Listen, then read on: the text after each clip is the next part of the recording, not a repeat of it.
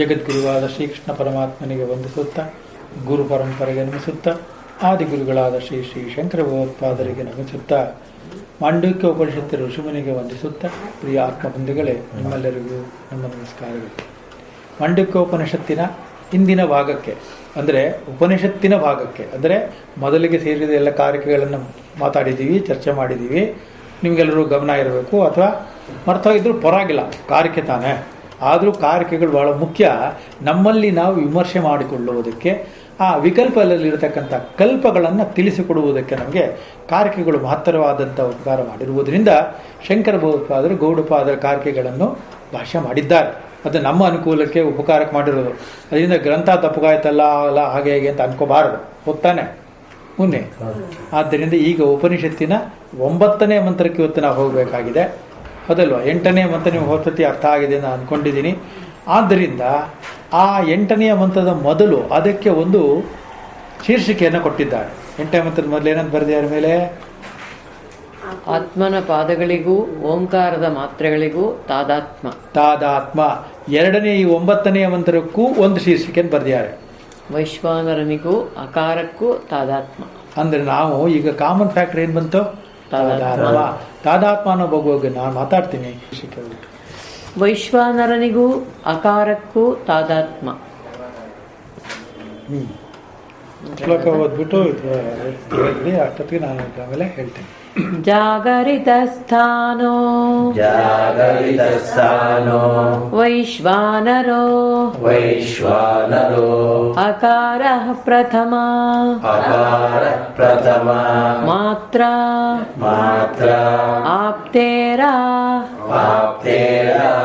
ಆದಿಮತ್ವಾದ್ಯ ಆಪ್ನೋತಿ ಹವೈ ಸರ್ವಾನ್ ಕಾಮಾದಿ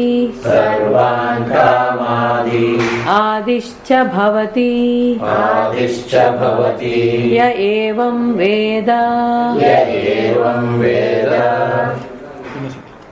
ಜಾಗರಿತಸ್ಥಾನೋ ವೈಶ್ವಾನರೋ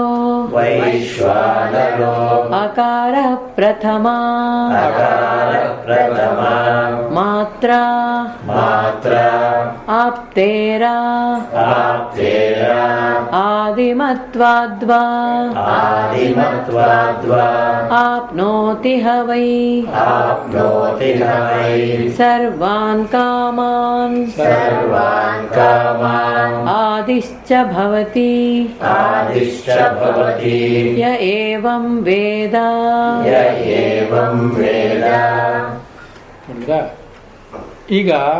ಈಗ ಪ್ರತಿಯೊಂದು ಮಂತ್ರಕ್ಕೂ ಕೂಡ ಹಿನ್ನೆಲೆಯಾಗಿ ಒಂದು ಚೂರು ವಿಚಾರಗಳನ್ನು ನಿಮಗೆ ಹೇಳ್ತಾ ಹೋಗ್ತೀನಿ. ನಿಮಗೆ ಅಧ್ಯಾತ್ಮ ಸುಲಭ ಆಗಲಿ ಅನ್ನುವ ಒಂದೇ ಒಂದು ಉದ್ದೇಶದಿಂದ ಈಗ ನಿಮಗೆಲ್ಲರಿಗೂ ಕೂಡ ನಿಮ್ಮ ಜೀವನದಲ್ಲಿ ಬೇಕಾದಷ್ಟು ತರಹ ಈ ಜಗತ್ತಿನ ವಿಚಾರಗಳು ನಿಮ್ಮ ತಲೆಯಲ್ಲಿ ತುಂಬಿಕೊಂಡಿದೆ, ಇದೆಯೋ ಇಲ್ವೋ? ಅದನ್ನು ಜೀವನಾನುಭವ, ಇಂದ್ರಿಯಾನುಭವ, ದೇಹಾನುಭವ, ಜನ್ಮಾನುಭವ, ಮನುಷ್ಯ ಆದಮೇಲೆ ನಮ್ಗೆ ಗೊತ್ತಾಗಿರತಕ್ಕಂಥದ್ದು ಎಲ್ಲ ನೀವು ಅಂದರೂ ಕೂಡ ಅಧ್ಯಾತ್ಮಕ್ಕೆ ನೀವು ಕಾಲಿಟ್ಟ ಮೇಲೂ ಕೂಡ ಸ್ಪಷ್ಟವಾಗಿ ಅದನ್ನು ನಮ್ಗೆ ಏನೇನು ಗೊತ್ತಿದೆಯೋ ಅದನ್ನು ಸ್ಪಷ್ಟ ಮಾಡ್ಕೊಳ್ಳೋಕ್ಕೋಸ್ಕರವಾಗಿ ಅಪರ ವಿದ್ಯೆಯಲ್ಲೂ ಕೂಡ ಒಂದಷ್ಟು ನೀವು ಕಣ್ಣಾಯಿಸಿದ್ದೀರಿ, ಮನಸ್ಸಾಯಿಸಿದ್ದೀರಿ, ಕಿವಿ ಆಯಿಸಿದ್ದೀರಿ, ಶ್ರವಣ ಎಲ್ಲ ಮಾಡಿದ್ದೀರಲ್ಲ. ಆದ್ದರಿಂದ ನಮಗೆ ಈ ಲೋಕದಲ್ಲಿ ನಾವು ನೋಡುವಾಗ ಒಂದಷ್ಟು ಗುಂಪುಗಳನ್ನೆಲ್ಲ ತೆಗೆದು ನಮಗೆ ಸುಲಭ ಆಗುವುದಕ್ಕೆ ಕೆಲವು ನಮಗೆ ಪದಗಳನ್ನು ಮಾಡ್ಕೊಂಡಿದ್ದೀವಿ. ಅರ್ಥ ನೀಡುವ ಪದಗಳನ್ನು ಮಾಡಿಕೊಂಡು ಅದಕ್ಕೆ ಪದಾರ್ಥ ಅಂತ ಹೆಸರಿಟ್ಟಿದ್ದೀವಿ, ಹೌದಲ್ವೋ? ಅದರಿಂದ ನಾವೇನು ಗುಂಪು ಮಾಡ್ಕೊಂಡಿದ್ದೀವಿ? ಸೃಷ್ಟಿ, ಸ್ಥಿತಿ, ಲಯ ಮಾಡ್ಕೊಂಡಿದ್ದೀವೋ ಇಲ್ವೋ? ಅದಕ್ಕೆ ನಾವು ಆರಾಧನೆ ಮಾಡಬೇಕಾದ್ರೆ ದೇವರು ಅಂದ ತಕ್ಷಣವೇ ಬ್ರಹ್ಮ, ವಿಷ್ಣು, ಮಹೇಶ್ವರ ಅಂದ್ಕೊಂಡಿದ್ದೀವೋ ಇಲ್ವೋ? ಅವಸ್ಥೆಗಳು ಅಂತ ಲೆಕ್ಕ ಬಂದಾಗ ಏನು ಮಾಡ್ಕೊಂಡಿದ್ದೀವಿ? ಜಾಗೃತ, ಸ್ವಪ್ನ, ಸುಷುಪ್ತಿ, ತುರಿಯ, 4ನೇದು ಒಂದಿರಲಿ ಪ್ರತ್ಯೇಕವಾಗಿ ಅಂದ್ಕೊಂಡಿದ್ದೀರೋ ಇಲ್ವೋ? ಅದಕ್ಕೆಲ್ಲನೂ ಕೂಡ ಉಪಾಸನೆ. ನೀವು ಏನು ಪ್ರಶ್ನೆ ಕೇಳಿದ್ರೆ ಅಲ್ಲಿಂದನೇ ಇವತ್ತು ಪಾಠ ಶುರು ಮಾಡ್ತೀನಿ, ಇದಕ್ಕೆ ಅನುಕೂಲ ಆಗುತ್ತೆ ಅಂತ. ಸೊ ಉಪಾಸನೆಗಾಗಿ ನಾವು ಏನು ಮಾಡಿದ್ದೀವಿ? ಇದೆಲ್ಲವನ್ನು ಸೇರಿಸಿ ಒಟ್ಟುಗೂಡಿಸಿ ಓಂಕಾರ ಅಂತ ಮಾಡಿದ್ದೀವಿ. ಈ ಓಂಕಾರದಲ್ಲಿ 3 ಅಕ್ಷರಗಳನ್ನು ಸೇರಿಸಿದ್ದೀವಿ. ಆ ಉ ಮಾ ಅನ್ನೋದನ್ನು ಸೇರಿಸಿದ್ದೀವಿ. ಇಡೀ ಉಪಾಸನೆಗೆ ಬೇಕಾಗಿರುವುದು ಓಂಕಾರದಲ್ಲಿ ಅಡಗಿದೆ.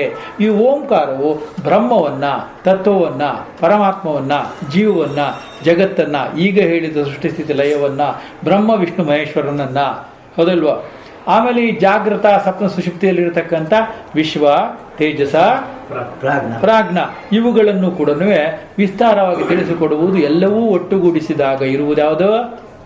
ಓಂಕಾರ. ಇದು ಉಪಾಸನೆ.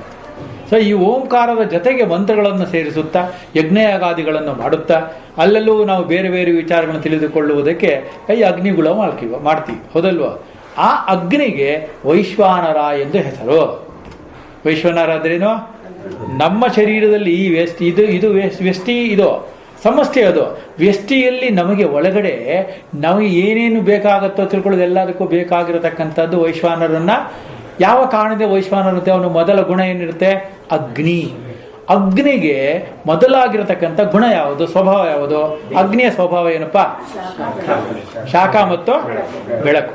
ಶಾಖ ಮತ್ತು ಬೆಳಕು, ಹೌದಲ್ವಾ? ಬೆಳಕು ಅಂದ್ರೆ ಅದರಿಂದ ಆ ಬೆಳಕು ಅಂತ ಅನ್ನುವಾಗ ಈ ವ್ಯಷ್ಟಿಯಲ್ಲಿ ನಾವು ಅದನ್ನ ಏನಂತ ನೋಡ್ತೀವಿ? ಜ್ಞಾನವಾಗಿ ನೋಡ್ತೀವಿ. ಜ್ಞಾನದ ಬೆಳಕು. ಯಾಕೆ ಜ್ಞಾನವಾಗಿ ಬೆಳಕು ಅಂತ ವಿಶ್ವಾನ ಕರೆದಿದ್ದಾರೆ? ಇದೆಲ್ಲನೂ ನೀವು ಯೋಚನೆ ಮಾಡಬೇಕು, ನೀವೇ ಮಾಡಬೇಕು ಅಂತಲೇ ಇದೆಲ್ಲ ನಿಮಗೆ ಬೇಕಾದಷ್ಟು ಸಪೋರ್ಟಿಂಗ್ ಕ್ಯಾರೆಕ್ಟರ್ ಕೊಟ್ಟಿರೋದು. ಅದಕ್ಕೋಸ್ಕರ ನಾವು ನಮಗೆ ಏನಾದರೂ ಅರ್ಥವಾಗಬೇಕಾದರೆ, ಏನಾದರೂ ಅರ್ಥವಾಗಿದ್ದು ಜೀರ್ಣವಾಗಬೇಕಾದರೆ, ನನಗೆ ಅರ್ಥವಾಗಿದೆ ಎಂದು ನಾನು ತಿಳಿಯಬೇಕಾದರೆ ನನಗೆ ಯಾವ ಅವಸ್ಥೆ ಮುಖ್ಯ? ಎಚ್ಚರ. ಅದೇ ಜಾಗೃತ ಅವಸ್ಥೆ. ನೀವು ಜಾಗೃತವಾಗಿರುವಾಗಲೇ ಏನು ಬೇಕಾದರೂ ಊಹಿಸಿಕೊಳ್ಳಬಹುದು. ನೀವೇನನ್ನಾದರೂ ಬಯಸುವುದು ಯಾವಾಗ? ಎಚ್ಚರವಾಗಿರುವಾಗ, ಹೌದಲ್ವಾ? ನೀವು ಕನಸಿನಲ್ಲಿ ಏನನ್ನು ಬಯಸಲಾರಿರಿ, ಸುಷುಪ್ತಿಯಲ್ಲಿ ಏನನ್ನು ಬಯಸಲಾರಿರಿ, ಹೌದಾ? ಮಾತಾಡಬೇಕಾದ್ರೂ ಕೂಡ ನೀವು ಏನಾಗಿರ್ಬೇಕು? ನಮಗೆ ಎಚ್ಚರ ಆಗಿರ್ಬೇಕು. ಒಪ್ಕೋತೀರಾ? ಎಷ್ಟು ಜನ ಮಾಡಿಟ್ಬಿಟ್ಟಾರೆ ಅದನ್ನೆಲ್ಲನೂ. ಅಂದ್ರೆ ನಾವು ಪಾಠದ ರೀತಿಯಲ್ಲಿ ಹೇಳ್ತಾ ಇದ್ದಾರೆ. ಅದರಿಂದ ಇದೆಲ್ಲ ಏನ್ರಿ ಗೊತ್ತಿರೋದೆ ಆ ಥರ ಎಲ್ಲ ಮಾತಾಡಬಾರ್ದು. ಇಲ್ಲಿ ಏನೇನು ಹೇಳ್ತಾರೆ ಅದನ್ನ ಯಥಾರ್ಥವಾಗಿ ನಾವು ಭಾವಿಸತಕ್ಕದ್ದು ಅರ್ಥಿಸತಕ್ಕದ್ದು ಅಂತ ಹೇಳ್ತಾ ಇಲ್ಲ ನಾವು. ಭಾವಿಸುವುದು ಎಂದರೆ ಪೂರ್ಣ ಅರ್ಥವೇ ಧರಿಸುವುದು ಎಂದರ್ಥ. ನಮಗೆ ಬೆಳಗಾಗಿದ್ದಾಗ ಯಾರನ್ನಾರು ಕೂಗಬೇಕಾದ್ರೂ ನಾವು ಎಚ್ಚರಾಗಿರ್ಬೇಕು, ಹೌದಾ? ಆದರೆ ನಮ್ಮ ಸ್ಥಿತಿ ಅಂದರೆ ಮಾನವನ ಅಜ್ಞಾನದ ಸ್ಥಿತಿ, ಅಂದರೆ ಮಾನವನ ಸಂಸಾರದ ಸ್ಥಿತಿ, ಸಂಸಾರದ ದುಃಖ ಸ್ಥಿತಿ ಹೇಗಿದೆ ಎಂದರೆ ನೋಡಿ, ಇದು ಬೇರೆ ಬೇರೆ ಉಪನಿಷತ್ತಲ್ಲಿ ಬೇರೆ ಬೇರೆ ಪ್ರಕಾರದಲ್ಲಿ ಹೇಳಿದೆ. ಅದಕ್ಕೆ ಬಂದಾಗ ಹೇಳ್ತೀನಿ. ಈಗ ನಾನು ಏನು ಹೇಳ್ತೀನಿ ಅಂದರೆ, ಏನು ಇವಾಗ ಹೇಳಬೇಕಾದ ಮುಖ್ಯ ಅವಶ್ಯಕತೆ ಇದೆ, ಅವಲಂಬನ ಇದೆ ಅಂದರೆ, ಈಗಲೂ ನಾವು ಮಲಗಿದಂತೆ ಇದ್ದೇವೆ. ಆದ್ದರಿಂದ ಯಾರೂ ನಮ್ಮನ್ನು ಎಚ್ಚರಿಸಲಾಗಲ್ಲ. ನಿಜವಾಗಲೂ ನಿದ್ದೆ ಮಾಡುತ್ತಿದ್ದರೆ ತಟ್ಟಿ ಎಬ್ಬಿಸಿ ಬಿಡಬಹುದು. ಅಲ್ಲ, ನಿದ್ರೆ ಮಾಡುತ್ತಿರುವವನಂತೆ ಅವನು ನಟಿಸುತ್ತಿದ್ದರೆ ಯಾರು ಅವನನ್ನು ಎಚ್ಚರಿಸಲಾರ. ಇದು ಅಜ್ಞಾನ ಸ್ಥಿತಿಯಲ್ಲಿರುವ ಸಂಸಾರಿಯ ಮೂಲ ಸ್ಥಿತಿ. ಅದಕ್ಕೋಸ್ಕರ ಏನಾಗುತ್ತೆ ಅಂದರೆ, ಈ ಅಧ್ಯಾತ್ಮ ಅಥವಾ ಏನಾದ್ರು ಈ ಪರಮಾರ್ಥ ತಿಳ್ಕೊಳ್ಳೋದು ಇದಕ್ಕೆ ಹೋಗ್ತಾ ಇದೀವಿ. ಭಗವಂತನ ಚಿಂತೆಯಲ್ಲಿ ಆತ್ಮಚಿಂತೆಯಲ್ಲಿ ಇದ್ದಾನೆ ಅಂತಂದರೆ ಒಂಥರ ಅವನ್ನೆಲ್ಲರೂ ಬೇರೆ ಥರ ನೋಡ್ತಾರೆ. ಯಾಕೆ ನೋಡ್ತಾರೆ ಅಂದರೆ, ಅವನು ನಿಜವಾಗಲೂ ಎಚ್ಚರ ಸ್ಥಿತಿಯಲ್ಲಿದ್ದಾನೆ. ನಿದ್ದಲ್ಲಿರೋರು ಯಾರು? ಇವರು ನಾವು ಸಂಸಾರಸ್ಥರು. ಅದಕ್ಕೆ ನಮ್ಗೆ ಏನು ಅನ್ಸುತ್ತೆ ಅಂದರೆ, ಅವಳ ಡ್ರೆಸ್ ನೋಡಿ, ಅವಳ ಮಖಾನ, ಅವಳಿದ್ದು, ಅವಳ ಅಲಂಕಾರವ, ಮೇಕಪ್, ಏನೇನೋ ಮಾತಾಡ್ತಿರ್ತೀವಿ. ಯಾಕೆ ಮಾತಾಡ್ತಿರ್ತೀವಿ ಅಂದರೆ, ವಾಸ್ತವದಲ್ಲಿ ಅದೆಲ್ಲ ಏನು ಇರೋದಿಲ್ಲ. ನಾವು ಎಚ್ಚೆತ್ತುಕೊಂಡಿಲ್ಲ ಅಂದ್ರೆ ಹೇಳ್ತಾ ಅರ್ಥ, ಅಜ್ಞಾನದ ಸ್ಥಿತಿಯಿಂದ ಎಚ್ಚರಿಸಿಕೊಂಡಿಲ್ಲ ಅಂತ. ಸ್ಥೂಲ ಶರೀರದಲ್ಲಿ ಇರತಕ್ಕಂಥ ಈ ಕನಸು ಕಾಣತಕ್ಕಂಥ ಸಂಸಾರದಲ್ಲಿ ಮುಳುಗಿ ಹೋಗಿರುವುದರಿಂದ ಜ್ಞಾನಾವಸ್ಥೆಗೆ ಬೇಕಾಗಿರುವ ಎಚ್ಚರ ಏನಿದೆ ಅದು ನಿಜವಾಗಿರತಕ್ಕಂಥ ಎಚ್ಚರ, ಅದು ಎಚ್ಚರ ಆಗ್ತಾ ಇಲ್ಲ. ಆದ್ದರಿಂದ ನಾವು ಮೊದಲು ಭಾಳ ಎಷ್ಟು ಚೆನ್ನಾಗಿದೆ ನೋಡಿ, ಇದು ಕೆಟ್ಟ ಮಾತಾಡ್ತಾನೆ ಅಂತ ಅನ್ಕೋಬಾರ್ದು. ನಾವು ಮಾತನಾಡುವಾಗ ಮೊದಲು ಏನು ಮಾಡುತ್ತಾನೆ ಮನುಷ್ಯ? ಏನಾದ್ರು ಮಾತಾಡಬೇಕು, ಮೊದಲೇನು ಮಾಡಬೇಕು? ಅವನು ಯೋಚನೆ ಅಲ್ಲ. ನಾನು ಹೇಳ್ತಾ ಯೋಚನೆ ಮಾಡ್ಬೇಕಾಗಿರೋದು ಇಲ್ಲಿ ಒಳಗಡೆದ ವಿಚಾರ. ನಾನು ಕೇಳಿದ್ರು, ಮಾತನಾಡುವ ಮೊದಲೇನು ಮಾಡ್ತಾನೆ? ಬಾಯನ್ನು ತೆರೆಯುತ್ತಾನೆ. ನೋಡಿದ್ರೆ ಎಷ್ಟು ಸೂಕ್ಷ್ಮ ಇದೆ, ಚಿಲ್ಲರೆ ಥರ ಕಾಣುತ್ತೆ ನಿಮಗೆ. ಬಾಯಿ ತೆಗೆದು ಯಾರಪ್ಪ ಮಾತಾಡಕತ್ತೆ ಅಲ್ವಾ? ಅದಕ್ಕೆ ಯಾರು ನಮ್ಗೆ ಗೊತ್ತಿಲ್ಲದೆ ಹೇಳುವ ನಾವೇನು ಮಾಡ್ತೀವಿ? ಅಂತ ಬಾಯಿ ತಗೊಂಡು ಕೇಳ್ತಾ ಇರ್ತೀವಿ, ಹೌದಾ? ಹಾಗಾದರೆ ಕೇಳೋದಕ್ಕೂ ಮೊದಲು ನಮಗೆ ಬಾಯಿ ಓಪನ್ ಆಗಿರಬೇಕು ಅಂತ ಅರ್ಥ ಏನು ಅಂದರೆ, ಮೊದಲು ಆ ಅನ್ನತಕ್ಕಂಥ ತನ್ಮಾತ್ರೆಯನ್ನು ಡೀಲ್ ಮಾಡ್ತಾರೆ. ಓಂಕಾರದಲ್ಲಿ ಮೊದಲನೇ ಅಕ್ಷರ ಯಾವುದು? ಆ ಊಮ. ಯಾತಕ್ಕೆ ಆಗೆ ಪ್ರಥಮ ಇದೆ? ಆವನ್ನು ಏಕೆ ಇಲ್ಲಿ ಅಗ್ನಿಗೆ ಹೋಲಿಸಿದ್ದಾರೆ ಅಂದರೆ, ನಿದ್ದೆ ಮಾಡ್ತಿರ್ತಾನೆ ಅಥವಾ ಕನಸು ಕಾಣ್ತಿರ್ತಾನೆ ಅಂತ ತಿಳ್ಕೊ, ಅವನೇನು ಬಾಯಿ ಬಿಡಲ್ಲ, ಏನೂ ಇಲ್ಲ, ಹೌದಾ? ಪ್ರಪ್ರಥಮವಾಗಿ ಅವನು ಎಚ್ಚರವಾಗಿರಬೇಕಾದರೆ ನಮ್ಮನ್ನು ನಾವು ಮುಟ್ಟಿ ನೋಡಿಕೊಂಡಾಗ ಅಥವಾ ಇನ್ನೊಬ್ಬರನ್ನ ಮುಟ್ಟಿದಾಗ ನಮ್ಗೆ ಯಾವ ಅನುಭವ ಆಗಬೇಕು? ಶಾಖದ ಅನುಭವ ಆಗಬೇಕು, ಅಂದರೆ ಎಚ್ಚರದ ಸ್ಥಿತಿ. ಅದಕ್ಕೋಸ್ಕರನೇ ಆ ಅನ್ನುವುದನ್ನು ವೈಶ್ವಾನರ ಅಗ್ನಿಗೆ ಹೋಲಿಸಲಾಗಿದೆ. ವೈಶ್ವಾನರನು ಜಾಗೃತಾವಸ್ಥೆಯು, ವಿಶ್ವ ಅನ್ನುವುದು ಅಕಾರವು ಏಕಃ. ನಿಧಾನಕ್ಕೆ ಅರ್ಥ ಮಾಡ್ಕೊಳ್ಳಿ, ಇದನ್ನು ಹೇಗೆ ನೀವು ಬರ್ಕೋತಿರೋ ಏನೋ ಗೊತ್ತಿಲ್ಲ. ಆದ್ದರಿಂದ ವೈಶ್ವಾನರನ ಮಾತ್ರೆ ಯಾವುದು? ಅಕಾರವು ವೈಶ್ವಾನರನ ಮೊದಲ ಮಾತ್ರೆ. ಮಾತ್ರೆ ಅಂದ್ರೆ ಏನರ್ಥ? ಇನ್ನೊಂದ್ಸತಿ ಹೇಳ್ತೀನಿ, ಮೊದಲು ಕೇಳಿ ಮರ್ತೋಗಿರುತ್ತಲ್ಲ. ಅಂದರೆ ತುಂಬ ಬೇಕಾದಷ್ಟು ಇರತಕ್ಕಂಥ ಗುಣಗಳನ್ನು ಪುಟ್ಟದಾಗಿ ಯಾವುದರಲ್ಲಿ ಅಡಿಗೆ ಇಟ್ಟಿರುವುದೋ ಅದನ್ನು ಮಾತ್ರೆ ಎಂದು ಕರೆಯುತ್ತಾರೆ. ಒಂದು ಮಾತ್ರೆ ತಗೊಳ್ಳಿ, ತಲೆನೋವು ಸರಿ ಹೋಗುತ್ತೆ, ಹೌದಲ್ವಾ? ಯಾವ ಕಾರಣದಿಂದೆಲ್ಲ ಬಂದಿರಲ್ಲಪ್ಪ ನಿಮಗೆ ತಲೆನೋವು, ಹೌದಲ್ವಾ? ಒಂದು ಮಾತ್ರೆ ತಗೊಂಬಿಡಿ, ಆ ಕಾರಣಗಳೆಲ್ಲ ದೋಷಗಳನ್ನೆಲ್ಲ ಹೋಗಲಾಡಿಸಿ ಬಿಡುತ್ತದೆ. ಹೋಗಲಾಡಿಸುವ ಎಲ್ಲ ಗುಣಗಳೂ ಈ ಮಾತ್ರೆಯಲ್ಲಿದೆ, ಪುಟ್ಟದಾಗಿದೆ, ಹೌದಲ್ವಾ? ಆಮೇಲೆ ಸೈಡ್ ಎಫೆಕ್ಟು, ಮೇನ್ ಎಫೆಕ್ಟ್ ಅಲ್ಲ, ಗೊತ್ತಾನೆ? ಇನ್ನು ಮಾತ್ರೆ ಎಂದರೆ ಅರ್ಥ ಏನು ಅಂದರೆ ಸೂತ್ರಾತ್ಮಕವಾಗಿರತಕ್ಕಂಥ ಪ್ರಾಣ ಅನ್ನತಕ್ಕಂಥ ನಮಗೆ ಗುರುತಾಗುವುದು ಬೆಚ್ಚಗಿರುವುದರಿಂದ, ಹೌದಲ್ವಾ? ಕೈ ಕಾಲು ತಣ್ಣಗಾಗಿದ್ದರೆ ಏನು ಮಾಡ್ತಾರೆ? ರೆಗ್ಯುಲರ್ ಆಗಿರೋ ಇದು ರೂಮಲ್ಲಿ ಇಡಬೇಡಿ, ಹಾಲಲ್ಲಿ ಇಡಿ, ಇಲ್ಲಾಂದ್ರೆ ಸ್ವಲ್ಪ ಆಚೆ ಕಡೆನೇ ಇಟ್ಬಿಡಿ. ಯಾಕೆ ಆಚೆ ಕಡೆ ಇಡಬೇಕು? ನೋಡಿ ಎಷ್ಟು ಲೌಕಿಕವಾಗಿ ಚೆನ್ನಾಗಿರ್ತಾ ಇದೆ, ಬಲ ಮಜಾ ಬರುತ್ತೆ, ಸುಲಭಾಗತ್ತೆ ಅಂತಲ್ಲ. ಮನುಷ್ಯನ ಸ್ವಭಾವ ಏನು ಅಂದರೆ ಎಲ್ಲರೂ ಅಧ್ಯಾತ್ಮದಲ್ಲೇ ಇರೋದು, ಆದರೆ ನಾವು ಅಧ್ಯಾತ್ಮದಲ್ಲಿ ಇದ್ದೀವಿ ಅಂತ ಅವರಿಗೆ ಗುರುತು ಇರೋದಿಲ್ಲ. ಯಾಕೆಂದರೆ ಯಾವುದಾದ್ರೂ ನೋಡಿ ನೀವು ಹೇಗಿರುತ್ತೆ ಅಂತ, ಗಂಡ ಹೆಂಡತಿ, ತಂದೆ ತಾಯಿ ಅಥವಾ ತಾಯಿ ಇದೆಲ್ಲರೂ ಬದುಕಿರುವಾಗ ನಮ್ಗೆ ಯಾವ ಭಯನೂ ಆಗಲ್ಲ, ಹೌದಲ್ಲ? ಎಷ್ಟಾರೋ ಕತ್ಲೆ ಇರಲಿ, ಇಬ್ಬರೇ ಇರಲಿ, ಏನು ಭಯ ಆಗಲ್ಲ.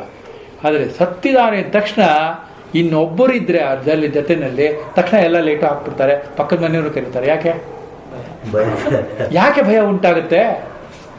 ಇದು ಇದ್ರಾಗ ಅಧ್ಯಾತ್ಮ ಇದೆ, ದಯವಿಟ್ಟು ಗಮನಿಸ್ಬೇಕು ನೀವು. ಇದನ್ನು ಭಾಳ ಸರಳವಾಗಿ ತಗೋಬೇಕು. ಅದಕ್ಕೆ ಎಲ್ಲರೂ ಪುಸ್ತಕ ಇಟ್ಕೊಳ್ಳಿ, ಅದಕ್ಕೆ ಆದಷ್ಟು ಬರ್ಕೋತಿರ್ಬೇಕು ಇಂಥದ್ದೆಲ್ಲನೂ. ಈ ಸಾಮಾನ್ಯ ವಿಚಾರ ನಿಮಗೆ ಸಹಾಯ ಮಾಡಿದ್ರೆ ಸಾಕು, ಬ್ರಹ್ಮತತ್ವ ಅದು ಇದು ಬಿಟ್ಟಾಕಿ, ಅಲ್ಲ ಬದುಕಕ್ಕೆ ಅದಾರು ಬೇಕಲ್ಲ. ಏಕೆಂದರೆ ಮನುಷ್ಯ ಯಾವಾಗಲೂ ಚೈತನ್ಯ ಪೂರ್ಣವಾಗಿರುವವನು, ತನ್ನ ಸ್ವರೂಪದಲ್ಲಿ ಚೈತನ್ಯವಾಗಿರುವುದರಿಂದ ಚೈತನ್ಯದ ಜೊತೆಯೇ ಇರುವುದಕ್ಕೆ ಬಯಸುತ್ತಾನೆ ಹೊರತು ಜಡವಾದ ಅಚೇತನವಾದ ಯಾವುದೇ ಇನ್ನೊಂದು ವಸ್ತು ಅವನನ್ನು ಏಕಾಂತದಿಂದ ತನ್ನ ಸ್ವರೂಪದಿಂದ ಬೇರೆ ಮಾಡಿಬಿಡುತ್ತದೆ. ನೋಡಿ, ಗಂಡ ಹೆಂಡತಿ ಚೆನ್ನಾಗಿರೋಗಿರ್ತಾನೆ, ಆಮೇಲೆ ಅಕಸ್ಮಾತ್ ಹೆಂಡತಿನ ಗಂಡ ಸತ್ತೋದ ಅಂತ ಇಟ್ಕೊಳ್ಳಿ, ಹೆಂಡತಿ ಹೀಗೆ ನೋಡ್ತಾ ಇರ್ತಾನೆ, ಕಣ್ಣು ಬಿಟ್ಟಿರ್ತಾನೆ, ಹೀಗೆ ಮಲಗಿರುತ್ತೆ, ಹೆಂಡತಿ ಭಯ ಆಗ್ಬಿಡುತ್ತೆ, ಹೌದಾ?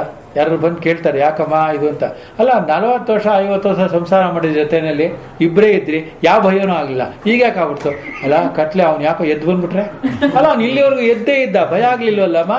ಸ್ವಭಾವಸ್ತು ಪ್ರವರ್ತತೆ. ಸ್ವಭಾವ ಅಂದರೆ ಪ್ರಕೃತಿ, ಪ್ರಕೃತಿ ಅಂದರೆ 3 ಗುಣಗಳ ಅಸಮ ಮಿಶ್ರಣ ಸೇರಿದ್ರೆ ತಪ್ಪು ಉತ್ತರ. ಯಾರು ಹೇಳಿದ್ರು, ನಾನು ಹೇಳಿದ್ರು ಅಷ್ಟೇ, ವೇದವ್ಯಾಸರೇ ಹೇಳಿದ್ರು ಅಷ್ಟೇ, ನೀವು ಹೇಳ್ಕೊಂಡ್ರು ಅಷ್ಟೇ. ಏಕಃ, ಹೌದಲ್ವ? ಏಕತ್ವದಲ್ಲಿರಬೇಕು. ಈಗ ನೀವು ಹೋಗ್ತಾ ಇರೋದು ಎಲ್ಲಿಗೆ? ಪರಮ ಸತ್ಯದ ದರ್ಶನಕ್ಕೆ, ಪರಮ ಸತ್ಯದ ಅರ್ಥಕ್ಕಲ್ಲ, ಅರ್ಥ ಮಾಡ್ಕೊಳ್ಳಿ. ಇನ್ನು ಮುಂದೆ ನೀವು ಹೋಗ್ತಾ ಇರೋದು ಯಾವ ದಿಶೆಯಲ್ಲಿ? ಪರಮ ಸತ್ಯದ ದರ್ಶನಕ್ಕೆ, ಪ್ರದರ್ಶನಕ್ಕಲ್ಲ. ಅದೆಲ್ಲ ಇಲ್ಲಿ ಪ್ರದರ್ಶನ ಆಗುತ್ತೆ. ಸತ್ಯದ ಪ್ರದರ್ಶನವೇ ಪ್ರಪಂಚ, ಹೌದಾ? ಸತ್ಯದ ದರ್ಶನವೇ ಸ್ವರೂಪ ಜ್ಞಾನ. ಅರ್ಥ ಆಯ್ತಲ್ಲ? ಸ್ವರೂಪ ಜ್ಞಾನ ಅಂದರೆ ನಿಮ್ಮ ಮೂಲ ಏನು ಅಂತ ನೀವು ತಿಳ್ಕೊಳ್ಳೋದು, ಹೌದಲ್ವಾ? ನಾವೇನಾದ್ರು ಮಂಜುನಾಥ್ ನಿಮ್ಮ ಮೂಲ ಏನಿದ್ರೆ ನಮ್ಮದು ನೋಡಿ ಸರ್, ನಮ್ಮ ಆನ್ಸಿಸ್ಟರ್ಸು ಆ ಕಡೆ ಗುಡಿ ಬಂಡೆ ಇದ್ದು ಅಂತ ಬಂದಿದ್ರು, ಇದು ಅದೆಲ್ಲ ಮೂಲ. ಅಂದರೆ ನಿಮ್ಮ ನಿಮ್ಮ ನಿಮ್ಮ ಹೂ ಆರ್ ಯು, ಕೋಹಂ, ನಾನು ಯಾರು, ನಾನು ಅನ್ನೋ ಈ ತತ್ವ ಯಾವುದು ಅಂತ. ಇದಕ್ಕೆ ಮೂಲವಾಗಿ ಈ ಉಪನಿಷತ್ತಿನ 8 ಮತ್ತು 9ನೇ ಮತದಲ್ಲಿ ತದಾತ್ಮ ಅಂತ ಭಾವವನ್ನು ಬರೆದಿದ್ದಾರೆ, ಪದವನ್ನು ಬರೆದಿದ್ದಾರೆ, ಹೌದಲ್ವ? ಇದು ನೀವು ಎಲ್ಲವಾಗಲೂ ಅಧ್ಯಾತ್ಮದ ವಿಚಾರದಲ್ಲಿ ಎಲ್ಲಿ ನೀವೇ ಓದ್ತಾ ಇದ್ರು, ಎಲ್ಲಾದರೂ ಕೇಳ್ತಾ ಇದ್ರು, ಅಥವಾ CD ಹಾಕ್ಕೊಂಡಿದ್ರು, ಅಥವಾ ಯಾವುದೇ ಒಂದು ಕಾರ್ಯದಲ್ಲಿದ್ದರೂ ಈ ತಾದಾತ್ಮ ಅನ್ನುವ ಭಾವ ಅಧ್ಯಾತ್ಮವಾಗಿ ಅಲ್ಲಿ ವ್ಯಾವಹಾರಿಕವಾಗೂ ನಿಮಗೆ ಅತ್ಯಂತ ಉಪಕಾರ ಮಾಡತಕ್ಕಂಥ ಪರಮ ದೊಡ್ಡದಾಗಿರತಕ್ಕಂಥ 3 ಅಕ್ಷರದ ಪದ. ಏನದು? ತತ್ ಅಂದರೆ ಅದು, ತತ್ ಆತ್ಮ, ಅದೇ ನಾನು, ನಾನೇ ಅದು, ಹೌದಾ? ನಾನೇ ನೀವು, ನೀನೇ ನಾವು, ನೀವೇ ನಾನು ಅಂತ ಪದವನ್ನು ಬಳಸ್ತೀನಿ ಅಂತ ಇಟ್ಕೊಳ್ಳಿ. ನಮಗೆ ಅದರಲ್ಲಿ ವ್ಯತ್ಯಾಸ ಇದೆಯೋ ಇಲ್ವೋ? ವ್ಯಾವಹಾರಿಕ ವ್ಯತ್ಯಾಸ ಇದೆ. ನೀವು ನೀನೇ, ನಾನು ನಾನೇ, ಇದೇ ವ್ಯತ್ಯಾಸ ಅಲ್ವಾ? ವ್ಯತ್ಯಾಸ ಇಲ್ಲ. ಅಧ್ಯಾತ್ಮ ಅದು. ನಾನು ಸ್ವರೂಪದಿಂದ, ನೀನು ಸ್ವರೂಪದಿಂದ ಏಕವಾಗಿರುವುದರಿಂದ ನೀನು ನಾನೇ, ನಾನು ನೀನೇ, ಸರ್ವಂ ಕಲ್ವಿದಂ ಬ್ರಹ್ಮ. ಈ ಥರ ನೀವು ಪಾಠ ಮಾಡ್ಕೋಬೇಕು ನಿಮಗೇನೆ. ಇಲ್ಲಿ ಟೆಕ್ಸ್ಟಲ್ಲಿ ಇರೋದಿಲ್ಲ, ಇದೆಲ್ಲ ಕಾಂಟೆಕ್ಸ್ಟಲ್ಲೇ ಇರೋದು, ಪ್ರಪಂಚದಲ್ಲೇ ಇರೋದು. ಅದರಿಂದ ಏನಂತೆ? ತತ್ ಏತದ್ವೈ ತತ್, ತತ್ ಅನ್ನೋದನ್ನ ತತ್ ಅಂದನ್ನ ಆತ್ಮ ಅನ್ನೋದು ಸೇರಿಸಿದಾಗ ತದಾತ್ಮಭಾವ. ಹೌದಲ್ವಾ? ಅದಕ್ಕೋಸ್ಕರ ಎಲ್ಲನೂ ವಿಂಗಡಣೆ ಬೇರೆ ಬೇರೆ. ಈ ಜಗತ್ತಿನಲ್ಲಿ ಯಾವಾಗಲೂ ಎರಡೆರಡು ಸಿಗುತ್ತೆ, ತಿಳ್ಕೊಂಬಿಟ್ಟಿರಿ. ಮೊನ್ನೆ ನಾವು ಮಾತಾಡ್ತಾ ಹೋಗ್ತಾ ಇರೋ ಹೇಳ್ತಾ ಇದ್ದೆ, ಮೋಸ ಮತ್ತು ವಂಚನೆ ಈ ಪದವನ್ನು ತಗೊಂಡು ನಾವಿಬ್ರು ಮಾತಾಡ್ತಾ ಇದ್ವಿ. ಮೇಲ್ನೋಟಕ್ಕೆ ಮೋಸ ವಂಚನೆ ಎರಡು ಒಂದೇ ತಾನೇ, ಆದರೆ ಒಂದೇ ಅಲ್ಲ.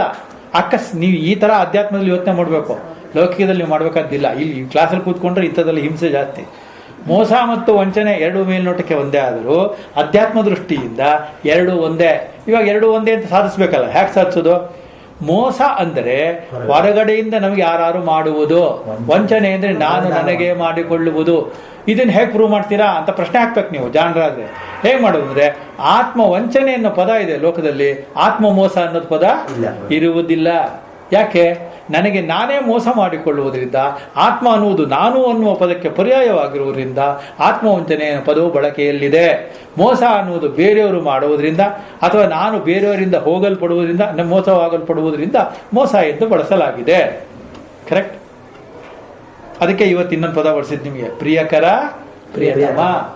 ಪ್ರಿಯಕರ ಅಂದರೆ ಯಾವ್ದಾದ್ರು ಆಗೋದು. ಪ್ರಿಯಕರ ಅಂದರೆ ನೀನು ನನ್ನ ಪ್ರಿಯಕರ ಅಂತ ನಾನು ಭಾಗ್ಯಂಗ ರೂಪಂಗ ಇವ್ರಿಗೋ ಯಾರು ಹೇಳ್ಬಿಟ್ರೆ, ಗುರುಗಳು ಏನಪ್ಪ ಈ ಥರ ಎಲ್ಲ ಮಾತಾಡ್ತಾರೆ ಅಲ್ವಾ? ಆವಾಗ ರಮೇಶ್, ನೀವು ನನ್ನ ಪ್ರಿಯಕರ, ನೀವು ಪ್ರಿಯಕರ ಅಂದರೆ ಪ್ರಿಯವಾದದ್ದು ಅಂತ ಅರ್ಥ. ಪದಾರ್ಥವನ್ನು ಸೇರಿಸಿಕೊಂಡು ಹೇಳುವ ಮಾತು ಪ್ರಿಯಕರ. ಪ್ರಿಯತಮ ಅಂದರೆ ಅಂತರಂಗದ ಧಾರಣೆ. ಪ್ರಿಯತಮ ಅನ್ನೋದು ಅತ್ಯಂತ ಆಪ್ತವಾಗಿರುವ ಒಂದಕ್ಕೆ ಸಂಬೋಧನೆ ಮಾಡತಕ್ಕಂಥ ಪದ ಪ್ರಿಯತಮ. ಪ್ರಿಯಕರ ಅಂದರೆ ಪ್ರಪಂಚದಲ್ಲಿರುವ ಎಲ್ಲ ಪದಾರ್ಥಗಳು ಪ್ರಿಯಕರ. ಊಟ ಮಾಡುವಾಗ ಊಟ ಪ್ರಿಯಕರ ನನಗೆ. ದುಡ್ಡಿನ ಜೋಬಲ್ಲಿದ್ದಾಗ ದುಡ್ಡು ನನಗೆ ಪ್ರಿಯಕರ. ಮಗ ಇದ್ದರೆ ಮಗ, ಮಗಳಿದ್ರೆ ಮಗ, ಹೂವು, ದುಡ್ಡು, ಸೀರೆ, ಗೀರೆ, ಒಡವೆ ಎಲ್ಲವೂ ನನಗೆ ಪ್ರಿಯಕರವಾದ ವಸ್ತುಗಳು. ಮುಂದಕ್ಕೆ ಸೇರಿಸದೇ ಇಲ್ದಿದ್ರೆ ಪ್ರಿಯಕರ ಅಂತ ಪದ ಬಳಸಿದ್ರೆ ಗೊತ್ತಿಲ್ಲದೆ ಇರೋನು ಒದ ಕೊಡ್ತಾನೋ ಇಲ್ಲೋ? ಎಲ್ಲ ಹೆಣ್ಣು ಮಕ್ಕಳು ನನಗೆ ಪ್ರಿಯಕರ ಅಂತ ಯಾವನಾದ್ರು ಮಾತಾಡಿದ್ರೆ ಏನು ಮಾಡ್ತಾರೆ? ಎಲ್ಲ ಹೆಣ್ಣು ಮಕ್ಕಳು ಸೇರಿಸಬಾರ್ದು, ಎಲ್ಲ ಮಕ್ಕಳು ನನಗೆ ಪ್ರಿಯಕರ. ಯಾರು ಏನನ್ನಲ್ಲ ಅವಾಗ, ಅದಲ್ವಾ? ಸಾಮಾನ್ಯ ನೋಡಿ, ಮಕ್ಕಳು ಒಂದು ಏಜ್ ಆಗೋ ತನಕನೂ ಡಿಫ್ರೆನ್ಸಿಯೇಷನ್ ಇರೋದಿಲ್ಲ. ಹೆಣ್ಣಾಗಲಿ ಗಂಡಾಗಲಿ ಎಲ್ಲರೂ ಎತ್ಕೋತಾರೆ, ಮುತ್ಕೊಡ್ತಾರೆ, ಅದೆಲ್ಲ ಎಲ್ಲ ಇರುತ್ತಲ್ಲ. ದೊಡ್ಡದಾಗ್ತಾ ಏನಾಗುತ್ತೆ, ನೋಡಿದ್ಯಾ ಯಾಕದು ಬಂತು? ತರತಮ ಇರುವುದು ವ್ಯಕ್ತಿಗಳ ಬೆಳವಣಿಗೆಯಲ್ಲೋ, ವ್ಯಕ್ತಿಗಳ ಸ್ವಭಾವದ ಬೆಳವಣಿಗೆಯಲ್ಲೋ, ನಮ್ಮಲ್ಲಿ ಒಳಗಡೆ ಇರತಕ್ಕಂಥ ಧಾರಣೆಯಲ್ಲೇ. ಅದಕ್ಕೋಸ್ಕರ ಸರ್ವಧರ್ಮಾನ್ ಪರಿತ್ಯಜ್ಯ ಮಾಮೇಕಂ ಚರಣಂ ವ್ರಜ. ಅಧ್ಯಾತ್ಮದಲ್ಲಿ ನಿಮ್ಮ ಧಾರಣೆಗಳು ಇವಾಗ ಏನಿದೆ ಎಲ್ಲವನ್ನ ಕಳಚಿಕೊಳ್ಳುತ್ತಾ ಹೋಗುವಾಗ ಇರತಕ್ಕಂಥ ಮೂಲ ಭಾವ ಏನಿದೆ, ಎಲ್ಲವನ್ನ ಏಕವಾಗಿ ನೋಡುವ ಅಂತರಂಗ ಧಾರಣೆಯೇ ತದಾತ್ಮ ಭಾವ. ಅರ್ಥ ಆಯ್ತಲ್ಲ? ಅದರಿಂದ ತದಾತ್ಮ ಅನ್ನೋದು ಸ್ವರೂಪಕ್ಕೆ ಹೊಂದತಕ್ಕಂಥ ಅತ್ಯಂತ ಮುಚ್ಚಳಿಕೆಯಿಂದ ಇಟ್ಟಿರತಕ್ಕಂಥ ಒಂದು ಪರಮವಾಗಿರತಕ್ಕಂಥ ಭಾವ. ಅದರಿಂದ ತದಾತ್ಮ. ದೇವ್ರ ಮುಂದೆ ದೇವಸ್ಥಾನಕ್ಕೆ ಹೋಗ್ತೀರಾ, ನೀವು ನಿಮ್ಮ ದೇವಸ್ಥಾನಗಳಲ್ಲಿ ಉಪಾಸನೆಗೆ ಹೋಗ್ತೀರಾ, ವಿಗ್ರಹದ ಮುಂಚೆ ನಿಂತ್ಕೋತೀರಾ, ಕಣ್ಣು ಮುಚ್ತೀರಾ. ಮಕ್ಕಳೆಲ್ಲ ಇರಲಿ, ದಂಪತಿ ಹೆಂಡತಿ ಇರಲಿ, ಗಂಡ ಇರಲಿ, ಯಾರು ಇರಲಿ, ನೀವು ಕಣ್ಣು ಮುಚ್ಚಿದಾಗ ಏನಂತ ಹೇಳಬೇಕು? ತದಾತ್ಮ ಭಾವದಿಂದ ಮೂರ್ತಿ ಎದುರುಗಡೆ ನಿಂತುಕೊಂಡಿರಿ, ಕೈ ಮುಗಿದಿರಿ. ಯಾತಕ್ಕೆ? ತದಾತ್ಮ ಭಾವ ಏನದು? ನೀನು ನಾನು ಅನ್ನತಕ್ಕಂಥ ಸ್ವರೂಪತಃ ಏಕ ಅನ್ನುವ ಭಾವ ಗೊತ್ತಿರಲಿ ಇಲ್ಲದೆ ಇರಲಿ ಉಪಾಸನೆ ಮಾಡ್ತೀವಲ್ಲ ನಾವು. ಅವನು ಯಾರು ಆಗಿರ್ಬೋದು, ಅಜ್ಞನಾಗಿರ್ಬೋದು, ಏನೂ ಗೊತ್ತಿಲ್ಲದೆ ಇರುವುದು. ಯಾವನಾರು ಕರ್ಕೊಂಡೋದ್ರು ಕೂಡ ಹೆಂಡತಿ ಅಲ್ರಿ, ನಾವು ಹೋಗುವಾಗ ಇಲ್ಲಿಂದ ಟೂರಿಂದ ವಾಪಸ್ ಹೋಗುವಾಗ ಅಲ್ಲಿ ಮೂಲಂಗಿ ನೋಡಿದೆ, ಭಾಳ ಚೀಪಾಗಿದೆ, ಸುಮ್ಮನೆ ನಿಂತ್ಕೊಂಡಿವ್ರು ನಮಸ್ಕಾರ ಮಾಡೆ ಅಂತಾನೆ ಇಲ್ವಾ? ಹೌದಾ? ಆಮೇಲೆ ತಿರುಪತಿಲಿ ನಿಂತೀವಿ, ನಮಸ್ಕಾರ ಮಾಡ್ತಾ ಇದ್ದೀವಿ, ಅಲ್ಲಿ ಲಾಡು ಎಷ್ಟು ಕೊಡ್ತಾರೋ ತಿಳ್ಕೊಬೇಕು, ಮೊದಲು ನಮಸ್ಕಾರ ಮಾಡಿ ಆಚೆ ಹೋಗೋಣ, ಆಮೇಲೆ ಲಾಡು ಅಂತಾನೆ ಇಲ್ವಾ? ಅಥವಾ ಹೆಂಡತಿ ಅಂತಾಳೋ ಇಲ್ವಾ? ಏನು ದೇವ್ರ ಮುಂದೆ ನಿಂತಾಗಲೂ ಲಾಡು ಗೀಡು ಪ್ರಸಾದ ಪೊಂಗಲ್ ಮುಗಿದೋಗ್ಬೋದು, ಇದು ಯೋಚನೆ ಮಾಡ್ತಾ ಇದ್ರೆ ತದಾತ್ಮ ಅಲ್ಲ ಅಲ್ಲ? ಏಕ ಎಂಬ ಆತ್ಮಭಾವವೇ, ನಾನು ಎಂಬ ಭಾವವೇ ತಾದಾತ್ಮ ಭಾವ. ಈ ತಾದಾತ್ಮ ಭಾವ ಅನ್ನುವುದನ್ನ ಅಲ್ಲಲ್ಲಲ್ಲಲ್ಲಲ್ಲಲ್ಲಿ ನಾವು ಸಂಸಾರದಲ್ಲಿ ಕಾಣ್ತೀವಿ, ಹೌದಲ್ವಾ? ಅದು ಏಕವಾದಾಗ, ನಿರಂತರವಾಗಿ ಇರುವುದು ನಿಮ್ಮ ಸ್ವಭಾವವಾಗಿ ಬಿಟ್ಟಾಗ ಪರಮಾರ್ಥ ಸಿದ್ಧಿ. ಸಿದ್ಧಿಯಿಂದ ಅರ್ಥ ಏನು? ಇದೇ ಇರುವುದನ್ನು ಗುರುತಿಸಲು ಶುರು ಮಾಡಿದ್ದೇನೆ ಅಂತ ಅರ್ಥ. ಯಾವುದೇ ಪರಮಾರ್ಥವೋ ನಿಮಗೆ ಪರಮಾರ್ಥ ಜ್ಞಾನವೂ ಕೂಡ ಆಮೇಲೆ ಲಭಿಸಬೇಕಾದದ್ದಿಲ್ಲ. It is already there. You are already that ಅಲ್ವಾ? For that matter you are that only, but we don't know that. ಹೌದಲ್ಲ? ಫಾರ್ ದಟ್ ಮ್ಯಾಟರ್ ಅಂತ ಪದ ಬಳಸ್ತೀವಲ್ಲ. Any time have you thought of that? Manju ಹೇಳಿ, ಎಷ್ಟು ಕಡೆ ಪದ ಬಳಸ್ತಿದ್ದೀರಾ? For that matter I tell you ಅಂತಾನೆ. ಸರಿ, ಯು ಟೆಲ್, ಸರಿ, okay, what is that? For your information ಅಂತಾನೆ ಅಲ್ವಾ? For your information, for that matter, you are that. Correct correct ಅಂದ್ರೆ ಹೂನ್ಯ ಅನ್ಲೇಬೇಕು. ಯಾಕೆ ಅನ್ಬೇಕು ಅಂದರೆ ನನ್ನ ತೃಪ್ತಿಗಾದರೂ. ಬೇರೆ ಬೇರೆ ಕಾಣ್ತಾ ಇದೆ, ಅದರಿಂದ ನಮ್ಮಲ್ಲಿ ಇರುವುದು ನಮ್ಮ ಆಲ್ ದಿ ಎಕ್ಸ್ಪ್ರೆಷನ್, ಮನುಷ್ಯನ ಶರೀರದ ಆಚೆ ಹೊಡುವ ವಾಕ್ ಇದೆಯಲ್ಲ, ಇದು ಕೂಡ ಜಾಗೃತಾವಸ್ಥೆಯಲ್ಲೇ ಗೊತ್ತಾಗಬೇಕಾದದ್ದು. ಭಾಷೆಗೆ ಹೋಗುವ ಮುಂಚೆ ಯಾಕೆ ಇಷ್ಟೊಂದು ವರ್ಣನೆ ನಿಮ್ಗೆ ಹೇಳ್ತಾ ಇದ್ದೀನಿ ಅಂದರೆ, ಜಾಗೃತಾವಸ್ಥೆಯಲ್ಲೇ ಸ್ವಪ್ನದ ಬಗ್ಗೆ ಕುರಿತು ಕಲ್ಪನೆಯನ್ನು ಮಾಡ್ಕೋತೀವಿ. ನಿದ್ರೆಯಲ್ಲೂ ಕೂಡ ಎಚ್ಚರವಾದ ಮೇಲೆ ನಿದ್ರೆ ಚೆನ್ನಾಗಿ ಬಂತು ಅಂತ ಹೇಳಕ್ ಸಾಧ್ಯ, ಹೌದಲ್ವಾ? ಹಾಗಾದ್ರೆ 3 ಅವಸ್ಥೆಯಲ್ಲೂ ಆಗುವ ಅನುಭವವನ್ನು ನೀವು ವರ್ಣಿಸಲಾಗುವುದು, ಕಲ್ಪಿಸಲಾಗುವುದು, ಊಹಿಸಲಾಗುವುದು ಯಾವಾಗ? ಜಾಗೃತಾವಸ್ಥೆಯಲ್ಲಿ. ಅದಕ್ಕೋಸ್ಕರ ಅದನ್ನ ವೈಶ್ವಾನರ ಎಂದು ಆ ಎಂಬ ಅಕ್ಷರವನ್ನು ಕರೆದಿದ್ದಾರೆ. ಇದು ಪಾಠ, ಇದು ನಿಬೋಧಕ್ಕೆ ಪ್ರಬೋಧಕ್ಕೆ ಬೇಕಾಗಿರೋದು. ಅರ್ಥ ಆಯ್ತಾ ನಿಮಗೆ? ಈಗ ಅರ್ಥ ಆಯ್ತಾ? ಈಗ ನಾನೇನು ಹೇಳಿದೆ ಇದೆಲ್ಲವೂ ನಿಮಗೆ ನಿಚ್ಚಳವಾಗಿ ಗೊತ್ತಿದ್ದರೆ, ಭಾಷೆಯಲ್ಲಿ ಕೆಲವು ಕನ್ಫ್ಯೂಷನ್ ಆಗೋ ಥರ ಸ್ಟೇಟ್ಮೆಂಟ್ ಇರುತ್ತೆ, ಆಯಾ ಜಾಗದಲ್ಲಿ ಅದು ನಾನು ವರ್ಣನೆ ಮಾಡ್ತೇನೆ. ಬಟ್ ಇಲ್ಲಿ ನೀವು ನಿಮ್ಮದೇ ಆದ ಯಾವುದೇ ಅಭಿಪ್ರಾಯವನ್ನು ತಾಳಬೇಕಾಗಿಲ್ಲ. ಬೇರೆ ಬೇರೆ ಉಪನಿಷತ್ತಲ್ಲಿ ಹೇಳಿರೋ ವಿಚಾರಗಳನ್ನು ಇಂತಹ ಉಪನಿಷತ್ತಿಂತ ಉದಾಹರಣೆಗೋಸ್ಕರವಾಗಿ, ಆ ಪ್ರಮಾಣಕ್ಕೋಸ್ಕರವಾಗಿ ಶಂಕರ ಭಗವತ್ಪಾದರು ಅಲ್ಲಲ್ಲೇ ಆ ಉಪನಿಷತ್ತಿನ ಹೆಸರನ್ನು ಬರೆದಿರ್ತಾರೆ. ಅದರಿಂದ ಒಂದೊಂದು ಮಂತ್ರ ಬರೆಯುವಾಗ ಎರಡು ಎಸ್ ಬರೆದಿರ್ತಾರೆ, ಒಂದೊಂದೇ ಎಸ್ ಬರೆದಿರ್ತಾರೆ. ಒಂದು ಎಸ್ ಬರೆದಾಗ ಅ, 2 ಎಸ್ ಬರೆದಾಗ ಆ, ಇನ್ನೊಂದಕ್ಕೆ ಸೇರಿಸ್ಕೊಂಡು ಹೇಳಬೇಕಾದ ಅ ಇದೆಲ್ಲ ಎರಡನ್ನೂ ಸೇರಿಸಿ ಮಾಡಿರ್ತಕ್ಕಂಥದ್ದು ರೂಢಿಯಲ್ಲಿರ್ತಕ್ಕಂಥ ಮಂತ್ರಭಾಗ. ಸೊ ನೀವು ಹೇಗಿದ್ರು ತುಂಬ ಏನು ಮಂತ್ರಗಳು ಓದದೇ ಇರೋದ್ರಿಂದ ಅಲ್ಲ, ಸುಮ್ಮನೆ ಹಾಗಂದೆ ನಾನು ಓದಿದ್ರೇನು ತಪ್ಪು ಸರಿ ಅಂತ ಏನಿಲ್ಲ ಹೊರಗಡೆ, ಅದಲ್ಲ. ನೀವು ಏನು ಕೇಳ್ತೀರಿ ಅದನ್ನು ಬಿಡುವಿದ್ದಾಗೆಲ್ಲ ಮನನ ಮಾಡುವ, ನಿಮ್ಮಲ್ಲಿಯೇ ನೀವು ಮಂತಿಸುವ, ಅರ್ಥಿಸುವ, ಭಾವಿಸುವ, ಕಲ್ಪಿಸುವ, ವಿಕಲ್ಪಿಸುವ, ಸಂಕಲ್ಪಿಸುವ ವಿಚಾರಗಳನ್ನು ಖಂಡಿತ ನೀವು ಮಾಡಬೇಕು. ಮಾಡ್ತೀರಾ? ಹೌದಾ? ಆವಾಗ ನಿಮಗೆ ಈ ತದಾತ್ಮ ಅಂದ್ರೆ ಏನು ಅಂತ ಅರ್ಥ ಆಗುತ್ತೆ, ವೈಶ್ವಾನರ ಅಂದ್ರೆ ಏನು ಅಂತ ಅರ್ಥ ಆಗುತ್ತೆ. ಈಗ ಅದರಲ್ಲಿ ಓಂಕಾರದಲ್ಲಿ ಪ್ರಥಮವಾಗಿರುವ ಆ ಎಂಬ ಮಾತ್ರೆಯನ್ನ ಇನ್ನೊಂದಕ್ಕೆ ಹೋಲಿಸ್ತಾರೆ. ಇವಾಗ ನೀವೇನೇನು ಮಾಡಬೇಕು ಅಂತ ಹೇಳ್ತೀನಿ, ಅರ್ಥ ಹೇಳ್ಬಿಡೋದಕ್ಕೆ. ಇವುಗಳಲ್ಲಿ ಇದು ಇಂಥದ್ದೆಂದು ವಿಶೇಷವನ್ನು ಈಗ ಶ್ರುತಿಯಲ್ಲಿ ಗೊತ್ತುಪಡಿಸಲಾಗುತ್ತದೆ. ಅಲ್ಲ, ಅದನ್ನ ಮಂತ್ರಕ್ಕೆ ಅರ್ಥ ಹೋಗಲಿಲ್ಲ. ಅದೇ ಅದರದ್ದೇ ಸ್ಟಾರ್ಟಿಂಗ್ ಇದು. ಅಂದ್ರೆ ಇಲ್ಲೊಂದು ವಿಶೇಷ ಅನ್ನೋದಕ್ಕೆ ಒಂದು ಟಿಪ್ಪಣಿ ಕೊಟ್ಟಿದ್ದಾರೆ. ಇಂಥ ಪಾದ ಇಂಥ ಮಾತ್ರೆ ಎಂಬ ವಿಶೇಷವನ್ನ ಈಗ ಗೊತ್ತುಪಡಿಸಲಾಗುತ್ತೆ. ಈಗ ನೀವು ಜಾತಕ ಗೀತಕ ತೋರಿಸೋಕೆ ಹೋದಾಗ ಮಾಡಿದಾಗ ಪಾದ ಭೇದ ಅಂತ ಕೇಳಿದ್ದೀರ ಅಲ್ವಾ, ಅಥವಾ ಮೊದಲು ಕೇಳಿರ್ತೀರ. ಪಾದ ಭೇದ ಅಂದ್ರೆ ಅರ್ಥ ಪಾದದಲ್ಲಿ ಭೇದ ಇದೆ ಅಂತ. ನಿನ್ನ ಪಾದವು ಭೇದ ಇದೆ ಅಂದರೆ ಸಂಬಂಧಗಳನ್ನು ಕುರಿತು ಹೇಳೋದು ಪಾದಭೇದ ಅಂದರೆ. ಇವಾಗ ಎಡಪಾದ ಬಲಪಾದ ಅಂತಿದೆ, ಹೌದಲ್ವಾ? ಎಡಪಾದ ಅಂದರೆ ಎಡಪಾದ, ಬಲಪಾದ ಅಂದರೆ ಬಲಪಾದ ಅಲ್ವಾ? ಏನು ನಿನ್ನ ಬಲಗಾಲು ಎಡಗಾಲು ಒಂಥರ ಬೇರೆ ಬೇರೆ ಥರ ಇದೆ ಅಂದರೆ ಅದೆರಡಕ್ಕೆ ಹೋಲಿಸಿದ್ರೆ ಅಷ್ಟ ಅರ್ಥ. ಬಲಗಾಲನ್ನೇ ಬಲಗಾಲಿಗೆ ಹೋಲಿಸಬೇಕಾದರೆ ಅದು ಇಟ್ಟ ಹೆಜ್ಜೆಯಲ್ಲಿರುವ ಗುರುತುಗಳು ಅದ್ರ ಮುಂದೆ ಇಟ್ಟಂಥ ಇನ್ನೊಂದು ಬಲಗಾಲಿನ ಹೆಜ್ಜೆ ಗುರುತುಗಳಿಗಿಂತ ಭಿನ್ನವಾಗಿರುತ್ತದೆ. ಅಂದ ಅರ್ಥ ಏನು? ಅದು ನಮ್ಮಲ್ಲಿರತಕ್ಕಂಥ ಭಾವಭೇದ, ಭಾವದಲ್ಲಿರುವ ಭೇದವನ್ನು ಗುರುತಿಸಬಹುದು. ಆ ನಕ್ಷತ್ರಗಳು ಪಾದಭೇದಗಳು ಅಂತ ಪಂಚಾಂಗದಲ್ಲೂ ಬರೆದಿರ್ತಾರೆ. ಪಾದಭೇದ ಅಂದ್ರೆ ಪಾದನೇ ಭೇದ ಇದೆ ಅಂತಲ್ಲ ಅರ್ಥ. ಪಾದ ಅಂದರೆ ನಡೆ ಅಂತ, ನಡೆ ಅಂದರೆ ವಿಚಾರ ಅಂತ. ವಿಚಾರ ಅಂದರೆ ನಿಮ್ಮಲ್ಲಿ ಆಗತಕ್ಕಂಥ ಮಂಥನ, ಯೋಚನೆ, ಆಲೋಚನೆ, ಎಷ್ಟೊಂದು ಪದಗಳಿದೆ. ಒಂದೊಂದು ನಿಮ್ಮ ಭಾವಗಳಿಗೂ ಅದು ತೊಡೆದುಕೊಂಡಿರುವ ಅಂಗಿಗಳು ಅಂದರೆ ತೊಡೆದ ಪದಗಳ ಭಾವಗಳು, ಭಾಷೆಗಳು ವಿಪರೀತವಾಗಿರೋದ್ರಿಂದ ಇಲ್ಲಿ ನಿಮಗೆ ಕನ್ಫ್ಯೂಷನ್ ಆಗುತ್ತೆ. ಕನ್ಫ್ಯೂಷನ್ ಮಾಡ್ಕೋಬೇಡಿ. ಅದಕ್ಕೆ ಎಲ್ಲವನ್ನು ಒಂದು ಮಾಡಿ ಹೇಳಿರೋದು. ಓಂಕಾರದ ಒಂದು ಮಾನಸಿಕ ಸ್ಥಿತಿಯೇ ನಿಮಗೆ ಪರಿಪೂರ್ಣವಾಗಿ ಭಗವದ್ಗೀತೆಯನ್ನು ಕೊಟ್ಬಿಡುತ್ತೆ, ಇಡೀ ಬ್ರಹ್ಮತತ್ವವನ್ನು ಕೊಟ್ಬಿಡುತ್ತೆ, ಇಡೀ ನಿಮ್ಮ ಸ್ವರೂಪ ಜ್ಞಾನವನ್ನು ನಿಮ್ಮ ತಲೆಗೆ ತುಂಬಿ ಬಿಡುತ್ತದೆ.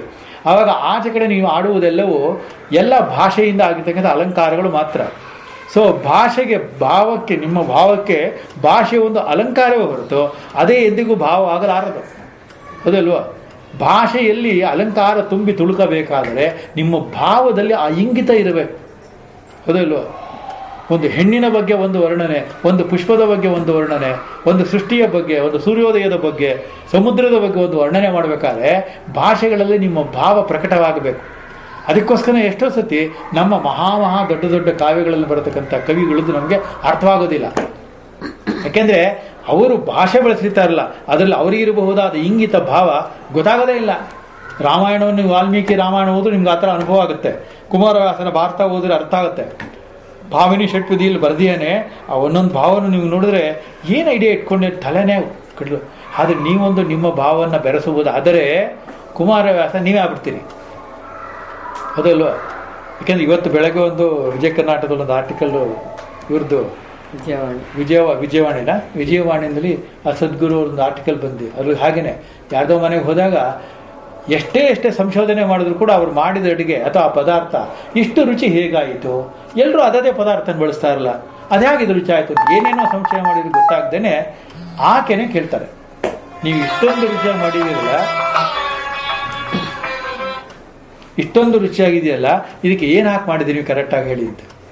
ಅವರು ಪೂರ್ತಿ ನನ್ನನ್ನೇ ನಾನು ಅದಕ್ಕೆ ಹಾಕಿ ಬಿಟ್ಟಿದ್ದೇನೆ, ಆದ್ದರಿಂದ ರುಚಿಯಾಗಿದೆ. ಯಾರು ನಮ್ಮನ್ನೇ ಹಾಕ್ಬಿಡಕ್ಕಾಗತ್ತಾ? ಇಲ್ಲ ಅಲ್ವಾ? ಅದು ಫಿಸಿಕಲ್ ಆಗಿ ತಿಳ್ಕೊಬಾರ್ದಂತ. ನನ್ನನ್ನು ನಾನು ಹಾಕಿದ್ದೇನೆ ಅಂದರೆ ತದಾತ್ಮಭಾವ. ಪದಾರ್ಥಕ್ಕಿಂತ ಹೆಚ್ಚಾಗಿ ನನ್ನ ಇಂಗಿತ ಇದೆಯಲ್ಲ, ನನ್ನ ಭಾವ ಮಧುರವಾಗಿದೆಯಲ್ಲ, ಇದು ತಿಂದವರು, ನುಡಿದವರು, ಮುಟ್ಟಿದವರು, ಮುಸಿದವರು ಅತ್ಯಂತ ಅವರಲ್ಲಿ ಅವರೇ ಪ್ರಮಾಣೀಕರಿಸಿಕೊಳ್ಳತಕ್ಕಂಥ ಭಾವ ಮೂಡಬೇಕು ಎಂಬ ಮೂಲ ಇಂಗಿತ ಇದೆಯಲ್ಲ, ಆ ಸ್ವರೂಪ ಜ್ಞಾನ ಇದೆಯಲ್ಲ, ಅದು ಏಕಃ, ಅದು ಆನಂದ ಸ್ವರೂಪ, ಅದು ಬ್ರಹ್ಮ ಸ್ವರೂಪ, ಅದು ಆತ್ಮ ಸ್ವರೂಪ, ಅದು ಜೀವ ಸ್ವರೂಪ, ಅದು ಜಗತ್ ಸ್ವರೂಪ, ಅದೇ ಸೃಷ್ಟಿ ಸ್ಥಿತಿಯಲ್ಲಿರ್ತಕ್ಕಂಥ ಬ್ರಹ್ಮ, ವಿಷ್ಣು, ಮಹೇಶ್ವರ ಎಂಬತಕ್ಕಂಥ ಪರಿಪೂರ್ಣವಾಗಿರುವ ಇಂಗಿತ ಭಾವ, ಇದು ಪರಮೇಶ್ವರ ಭಾವ. ಇದನ್ನು ಪರಮಾರ್ಥ ಅಂತ ಕರೀತಾರೆ, ಹೌದಲ್ವ? ಹಾಗಾದರೆ ಎಲ್ಲವನ್ನ ಪರಮಾರ್ಥ ಮಾಡಿಬಿಡತಕ್ಕಂಥ ನಮ್ಮ ಬುದ್ಧಿ ಹೇಗಿರಬೇಕು? ಸ್ಥಿರವಾಗಿರಬೇಕು, ಸ್ಥಿತವಾಗಿರಬೇಕು. ಅದಕ್ಕೆ ಮೂಲದಲ್ಲಿ ಮೊದಲು ನಮಗಿರತಕ್ಕಂಥ ಶರೀರವನ್ನು ಸರಿಯಾಗಿಟ್ಕೋಬೇಕು. ಮಣಿಯವರು ಫಸ್ಟ್ ಮಾಡುವಾಗ ಏನು ಹೇಳ್ತಾರೆ? ಸ್ಥಿರ ಸುಖಮ ಆಸನಂ, ಸುಖ ಸ್ಥಿರ ಎರಡೂ ಇರಬೇಕು, ಆಸನ ಆನಂದವಾಗಿರ್ಬೇಕಂತ, ಹೊತ್ತಾನೆ ಪತಂಜಲಿಯವರು ಅದನ್ನೇ ಹೇಳೋದು. ಹಾಗೆ ನಮ್ಮ ಆಸನ ಅಂದರೆ ನನ್ನ ವಿಚಾರಗಳನ್ನು ಮಾಡುವ ಜಾಗ, ಶರೀರ ಅಲ್ಲ. ನಾನು ವಿಚಾರ ಮಾಡತಕ್ಕಂಥ ಜಾಗ ಸ್ವಚ್ಛವಾಗಿರ್ಬೇಕಲ್ಲ, ಆಗ ಇಂಥದ್ದು ಬರುತ್ತೆ. ಅಲ್ಲಿ ರಾಗವಾಗಲಿ ದ್ವೇಷವಾಗಲಿ ಯಾವುದೇ ಉಪಾಧಿಗಳಾಗಲಿ, ಅಂದರೆ ನಾನು ಇನ್ನೊಂದರ ಮೇಲೆ ಅವಲಂಬನೆ ಮಾಡಿಕೊಂಡಿರ್ತಕ್ಕಂಥ ಪ್ರಪಂಚದ ಯಾವುದೇ ವಸ್ತು ವ್ಯಕ್ತಿ ವಿಚಾರವೋ ಅದರ ಉಪಾಧಿ ಆಗಿಬಿಡುತ್ತದೆ, ಹೊತ್ತಾನೆ ಕರೆಕ್ಟಾ? ಮುಂದೆ ಹೋಗಲಿ, ಅದಿಟ್ಟುಕೊಂಡು ಮಾಡುವುದಲ್ಲ ಅನ್ನುವಾಗ ಈ ಆಕಾರದಲ್ಲಿ ಇರತಕ್ಕಂಥ ವೈಶ್ವಾನರು ಕೊಟ್ಟು ವೈಶ್ವಾನನೇ ಈ ಮೊದಲ ಮಾತ್ರೆ. ಸೊ ಹಾಗಾದರೆ ಏನು ಮಾಡ್ಬೋದು ಸರ್? ನಿಮ್ಮಲ್ಲೂ ತಕ್ಷಣ ಪ್ರಶ್ನೆ ಮೂಡಬೇಕು. ಆ ಮಾತ್ರ ಇಟ್ಟುಕೊಂಡು ಓಂಕಾರವನ್ನು ಬಿಟ್ಟು ಅಕಾರವನ್ನು ಮಾತ್ರ ಉಪಾಸನೆ ಮಾಡಬಹುದೋ? ಹಾಗೆ ಅಕಾರವನ್ನು ಮಾತ್ರ ಉಪಾಸನೆ ಮಾಡುವುದು ಏನಾಗುತ್ತದೆ ಅಂತ ನೀವು ಕೇಳುವುದಾದರೆ ಅದಕ್ಕೂ ಉತ್ತರ ಇದೆ. ಈಗ ಇವರೇನು ಹೇಳ್ತಾರೆ ನೋಡೋಣ. ಎಚ್ಚರ ಎಂಬ ಅವಸ್ಥೆಯಲ್ಲಿರುವ ವೈಶ್ವಾನರನು ಅಕಾರವೆಂಬ ಪ್ರಥಮ ಮಾತ್ರೆಯು ಆಪ್ತಿಯಿಂದ ಅಥವಾ ಆದಿಮತ್ವದಿಂದ ಬ್ರಾಕೆಟಲ್ಲಿ ಹೀಗೆಂದು ತಿಳಿಯಬೇಕು. ಯಾವನು ಹೀಗೆಂದು ತಿಳಿಯುವನೋ ಅವನು ಎಲ್ಲ ಕಾಮಗಳನ್ನೂ ಪಡೆದುಕೊಳ್ಳುವನು, ಆದಿಯೂ ಆಗುವನು. ಇದನ್ನು ಸ್ವಲ್ಪ ನಾನು ಹೇಳ್ಬಿಡ್ತೀನಿ. ಇಲ್ಲದ್ರೆ ಭಾಷೆಗೆ ಹೋದರೆ ಭಾಷೆ ಅರ್ಥ ಆಗಲ್ಲ ನಿಮಗೆ, ಈಗಲೇ ಹೇಳಿರ್ತೀನಿ ನೋಡಿ. ಅದಕ್ಕೋಸ್ಕರ ಇಲ್ಲೇ ಮಾಡೋದ್ರೆ ಆಗಲೇ ನಿಮ್ಗೆ ಹೇಳಿದಾಗೆ ಇನ್ನೊಂದ್ಸತಿ ರಿಪೀಟೆಡ್ ನಾನು ಹೇಳೋದಾಗ, ವೈಶ್ವಾನರ ಅಂದರೆ ಎಚ್ಚರ ಸ್ಥಿತಿ, ಹೌದಾ? ಎಲ್ಲ ಕಡೆಯೂ ಅವನೇ ವ್ಯಾಪಿಸಿದ್ದಾನೆ ಅನ್ನೋ ವ್ಯಾಪ್ತಿ ಅನ್ನೋದಕ್ಕೆ ಆಪ್ತಿ ಅನ್ನೋ ಪದವನ್ನು ಬಳಸಿದ್ದಾರೆ, ಪದ ಬಳಕೆ ಮಾತ್ರ ಅದು. ಅಂದರೆ ಈ ವೈಶ್ವಾನರನು 3 ಅವಸ್ಥೆಗಳಲ್ಲಿ ವ್ಯಾಪ್ತವಾಗಿದ್ದಾನೆ. ಹೇಗೆ? ಅದಕ್ಕೆ ವೈಶ್ವಾನರ ಅಂದಿರೋದು. ಎಚ್ಚರವಾಗಿರುವಾಗಲೇ ಕನಸಿನ ಬಗ್ಗೆ ನಾವು ಊಹೆ ಮಾಡಬಹುದು. ನಾವು ಊಹೆ ಮಾಡುವುದಕ್ಕೂ ನಮ್ಮ ಸ್ಥಿತಿ ಏನಾಗಿರಬೇಕು? ಎಚ್ಚರದ ಅವಸ್ಥೆ ಆಗಿರಬೇಕು. ನಿದ್ದೆ ಅವಸ್ಥೆ, ನಿದ್ದೆಯನ್ನು ವಿಚಾರ ಮಾಡುವಾಗಲೂ ನಾವು ಎಚ್ಚರವಾಗಿ ಇರಬೇಕು. ಅಂದ ಅರ್ಥ ಏನು? ನಮ್ಮ ಎಚ್ಚರದ ಜಾಗೃತ ಅವಸ್ಥೆಯ ನಮ್ಮ ಸ್ಥಿತಿ ಎಲ್ಲ ಅವಸ್ಥೆಗಳನ್ನು ವ್ಯಾಪಿಸಿಕೊಂಡಿದ್ದರೆ ನಾವು ಜಾಗೃತವಾಗಿರುವಾಗ ವೇಕೆನ್ ಊಹೆ ಮಾಡ್ಕೋಬೋದು, ಹೌದಲ್ವ? ಊಹೆ ತಾನೇ ನಮ್ಮ ಕನಸು ಅನ್ನೋದು. ನಮ್ಮ ಸುಷುಪ್ತಿಯನ್ನು ಚೆನ್ನಾಗಿ ನಿದ್ದೆ ಮಾಡಿದೆ, ಅದು ಇದು ನಮಗೆ ಗೊತ್ತೇ ಆಗಿಲ್ಲ, ಮೈ ಮರಿತಿದ್ದು ಹೇಳ್ಬೇಕಾದ್ರೂ ಎಚ್ಚರವಾಗಿರೋ ಅಲ್ಲಿ ತಾನೇ. ಹಾಗಾದರೆ ನಿಮ್ಮ 3 ಅವಸ್ಥೆಗಳಿಗೆ ಆಧಾರವಾಗಿರುವ, ಪ್ರಥಮವಾಗಿರುವ, ಮೊದಲಾಗಿರುವ, ಎಲ್ಲವನ್ನೂ ವ್ಯಾಪಿಸಿಕೊಂಡಿರುವ ಅವಸ್ಥೆ ಯಾವುದು? ಎಚ್ಚರ, ಅಂದರೆ ಜಾಗೃತ ಅವಸ್ಥೆ. ಈ ಜಾಗೃತ ಅವಸ್ಥೆಯನ್ನು ಏನೇನಕ್ಕೆ ನೀವು ಕಂಪೇರ್ ಮಾಡ್ಕೋಬೇಕು? ಜಾಗೃತ ಅವಸ್ಥೆ ಅಂದರೆ ವೈಶ್ವಾನರನೇ ಇವಾಗ ಆ ಅಕ್ಷರ. ಆ ಅಂದರೆ ಜಾಗೃತಾವಸ್ಥೆ ಅಂದರೆ ವೈಶ್ವಾನರ ಅಂದರೆ ಸ್ಥಿತಿ ಅಂದರೆ ವಿಶ್ವ ಎಂದರೆ ಇದು ಬೇರೆ ಬೇರೆ ಪದಗಳನ್ನು ಬಳಸಾಗಿದೆ. ಅದು ಇದೆಲ್ಲದಕ್ಕೂ ಅರ್ಥ ಏಕೆಂದರೆ ಇದರ ಹಿಂದೆ ಇರುವ ಭಾವವು ಏಕವಾಗಿದೆ.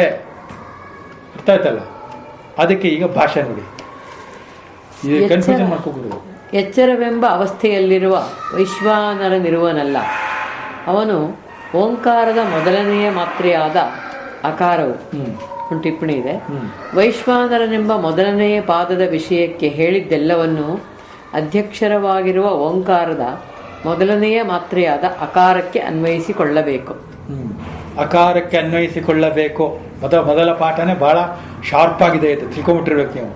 ನಿಮ್ಮ ಎಲ್ಲ ಊಹೆಗಳು, ನಿಮ್ಮ ಎಲ್ಲ ಕಲ್ಪನೆಗಳು, ಅದು ಪರ ಇರ್ಬೋದು, ಅಪರ ಇರ್ಬೋದು, ಆತ್ಮವಿದ್ಯೆ ಇರ್ಬೋದು, ಜಗತ್ತಿನ ಜ್ಞಾನ ಇರ್ಬೋದು, ಅಥವಾ ಜಗತ್ತಿನಲ್ಲಿರುವ ಜ್ಞಾನದ ಶಾಖೆಗಳಿರ್ಬೋದು, ಎಲ್ಲದಕ್ಕೂ ಎಚ್ಚರ.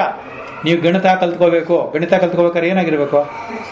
ಎಚ್ಚರಾಗಿರ್ಬೇಕು ಅಂದ್ರೆ ಬದುಕಿರ್ಬೇಕು.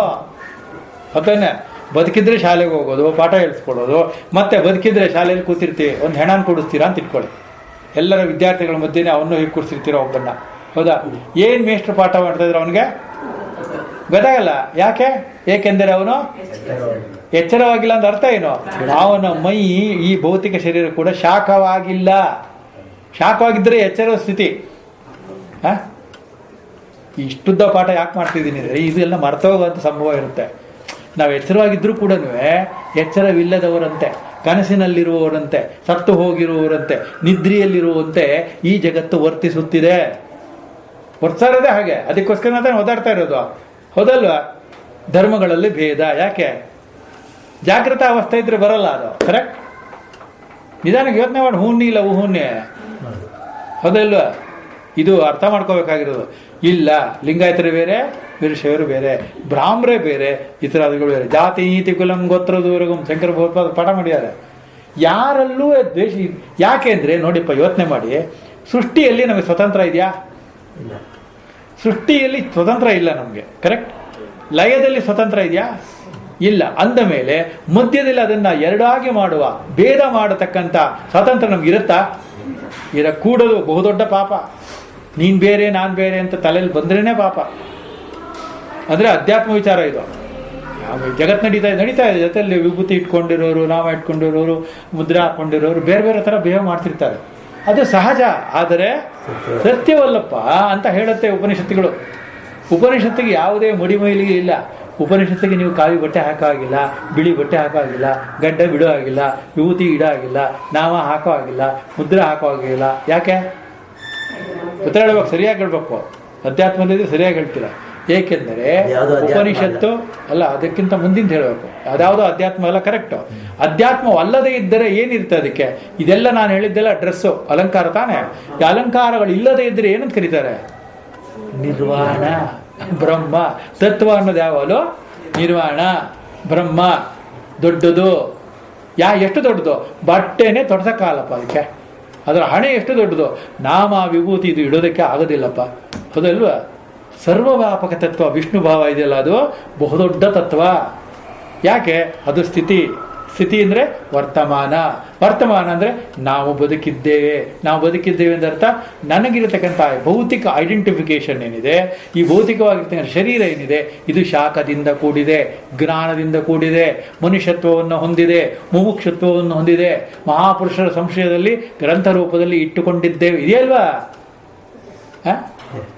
ನೋಡಿ ಎಷ್ಟು ಚೆನ್ನಾಗಿ ಬರುತ್ತೆ. ಅಷ್ಟನ್ನು ಕೂಡಿಟ್ಟು ಓಂಕಾರದಲ್ಲಿ ತುಂಬಿಡ್ತಾ ಇದ್ದಾರೆ. ಆ ತುಂಬಿರೋದನ್ನು ಆದಷ್ಟು ಸರಳ ಮಾಡೋದಕ್ಕೋಸ್ಕರ ನಾನು ಬಿಡಿಸಿ ನಿಮಗೆ ಹೇಳುವ ಪ್ರಯತ್ನವನ್ನು ಬಾಲ ಭಾಷೆಯಲ್ಲಿ ಹೇಳ್ತಾ ಇದ್ದೀನಿ. ಅರ್ಥ ಆಗ್ತಿದೆಯಾ? ನಿಮಗೆ ಹಿಂದೆ ಇರೋರಿಗೆ ನಾವು ಹಿಂದಿನ ಬೆಂಚ್ ಸಹ ಏನು ಕೇಳ್ಕೊಡೋ ಪ್ರಶ್ನೆ ಆ ಥರ ಹೇಳೋದು. ನಾನು ಅದಕ್ಕೋಸ್ಕರ ಬೆಂಚೇ ಹಾಕ್ಸಿಲ್ಲ ಹಿಂದೆ. ಪುರುಷೋತ್ತಮ ಅವರೇ, ಅರ್ಥ ಆಗ್ತಿದೆಯಾ? ಕನ್ಫ್ಯೂಷನ್ ಇಲ್ವಾ? ಅರ್ಥ ಆಯ್ತಲ್ಲ ಈಗ? ಆದ್ದರಿಂದ ಈ ಜಗತ್ತಿನ ಇದು ಸ್ಥಿತಿ, ಇದು ಶಿವ. ನೋಡಿ, ನಮ್ಮ ಭಾರತದಲ್ಲಿ ಎಂಥ ದೊಡ್ಡದಾದಂಥ ಧರ್ಮ ಪ್ರಭೆ ಇದೆ. ಪ್ರತಿಯೊಬ್ಬರು ಕೂಡ ಒಂದು ದೇವ್ರ ಹೆಸರು, ನಿಮ್ಮ ದೇವ್ರು ಅದು ಒಂದು ದೇವ್ರ ಹೆಸರು ಹೇಳ್ತಾರೆ. ಹೌದಲ್ಲ? ಅದು ಅಧ್ಯಾತ್ಮ ಭಾವ. ನಮ್ಗೆ ಗೊತ್ತಿಲ್ಲದಂತೆ ಜನ್ಮದಿಂದ ಜನ್ಮಕ್ಕೆ ಭಾರತೀಯ ಜನ್ಮಗಳಲ್ಲಿ, ಭಾರತೀಯ ಮತಗಳಲ್ಲಿ ತುಂಬಿರುವುದು ಅಧ್ಯಾತ್ಮವೇ. ಮತ ಅನ್ನೋದು ಯಾವಾಗಲೂ ಕೂಡ ಅಭಿಪ್ರಾಯ. ಮತವು ಎಂದಿಗೂ ಸಿದ್ಧಾಂತವಾಗಲಾರದು. ಶಂಕರ ಭಗವತ್ಪಾದರು ಮತ, ಅಭಿಪ್ರಾಯ.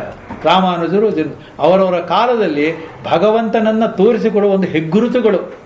ಆ ಹೆಗ್ಗುರುತುಗಳೇ ವಿಭೂತಿಯಾಗಿ, ನಾಮವಾಗಿ, ಮುದ್ರೆಯಾಗಿದೆಯೇ ಹೊರತು ನಿಮ್ಮ ಸ್ವರೂಪವನ್ನು ಬದಲಿಸಿ ಬಿಡುವಷ್ಟು ಮಟ್ಟಿಗೆ ಅದು ಹೇಳಿಲ್ಲ. ತಪ್ಪು ಹೇಳೇ ಇಲ್ಲ. ಅವ್ರು 3 ಜನನೂ ತಪ್ಪು ಹೇಳಿಲ್ಲ. ಬಸವಣ್ಣನೂ ಹೇಳಿದೆ. ಈ ಬಸವಣ್ಣನ ಸಿಗದು ತೋರಣ ಕಟ್ತಾ ಇದ್ದಾರೆ ಎಲ್ಲರೂ. ಹೌದಲ್ವಾ?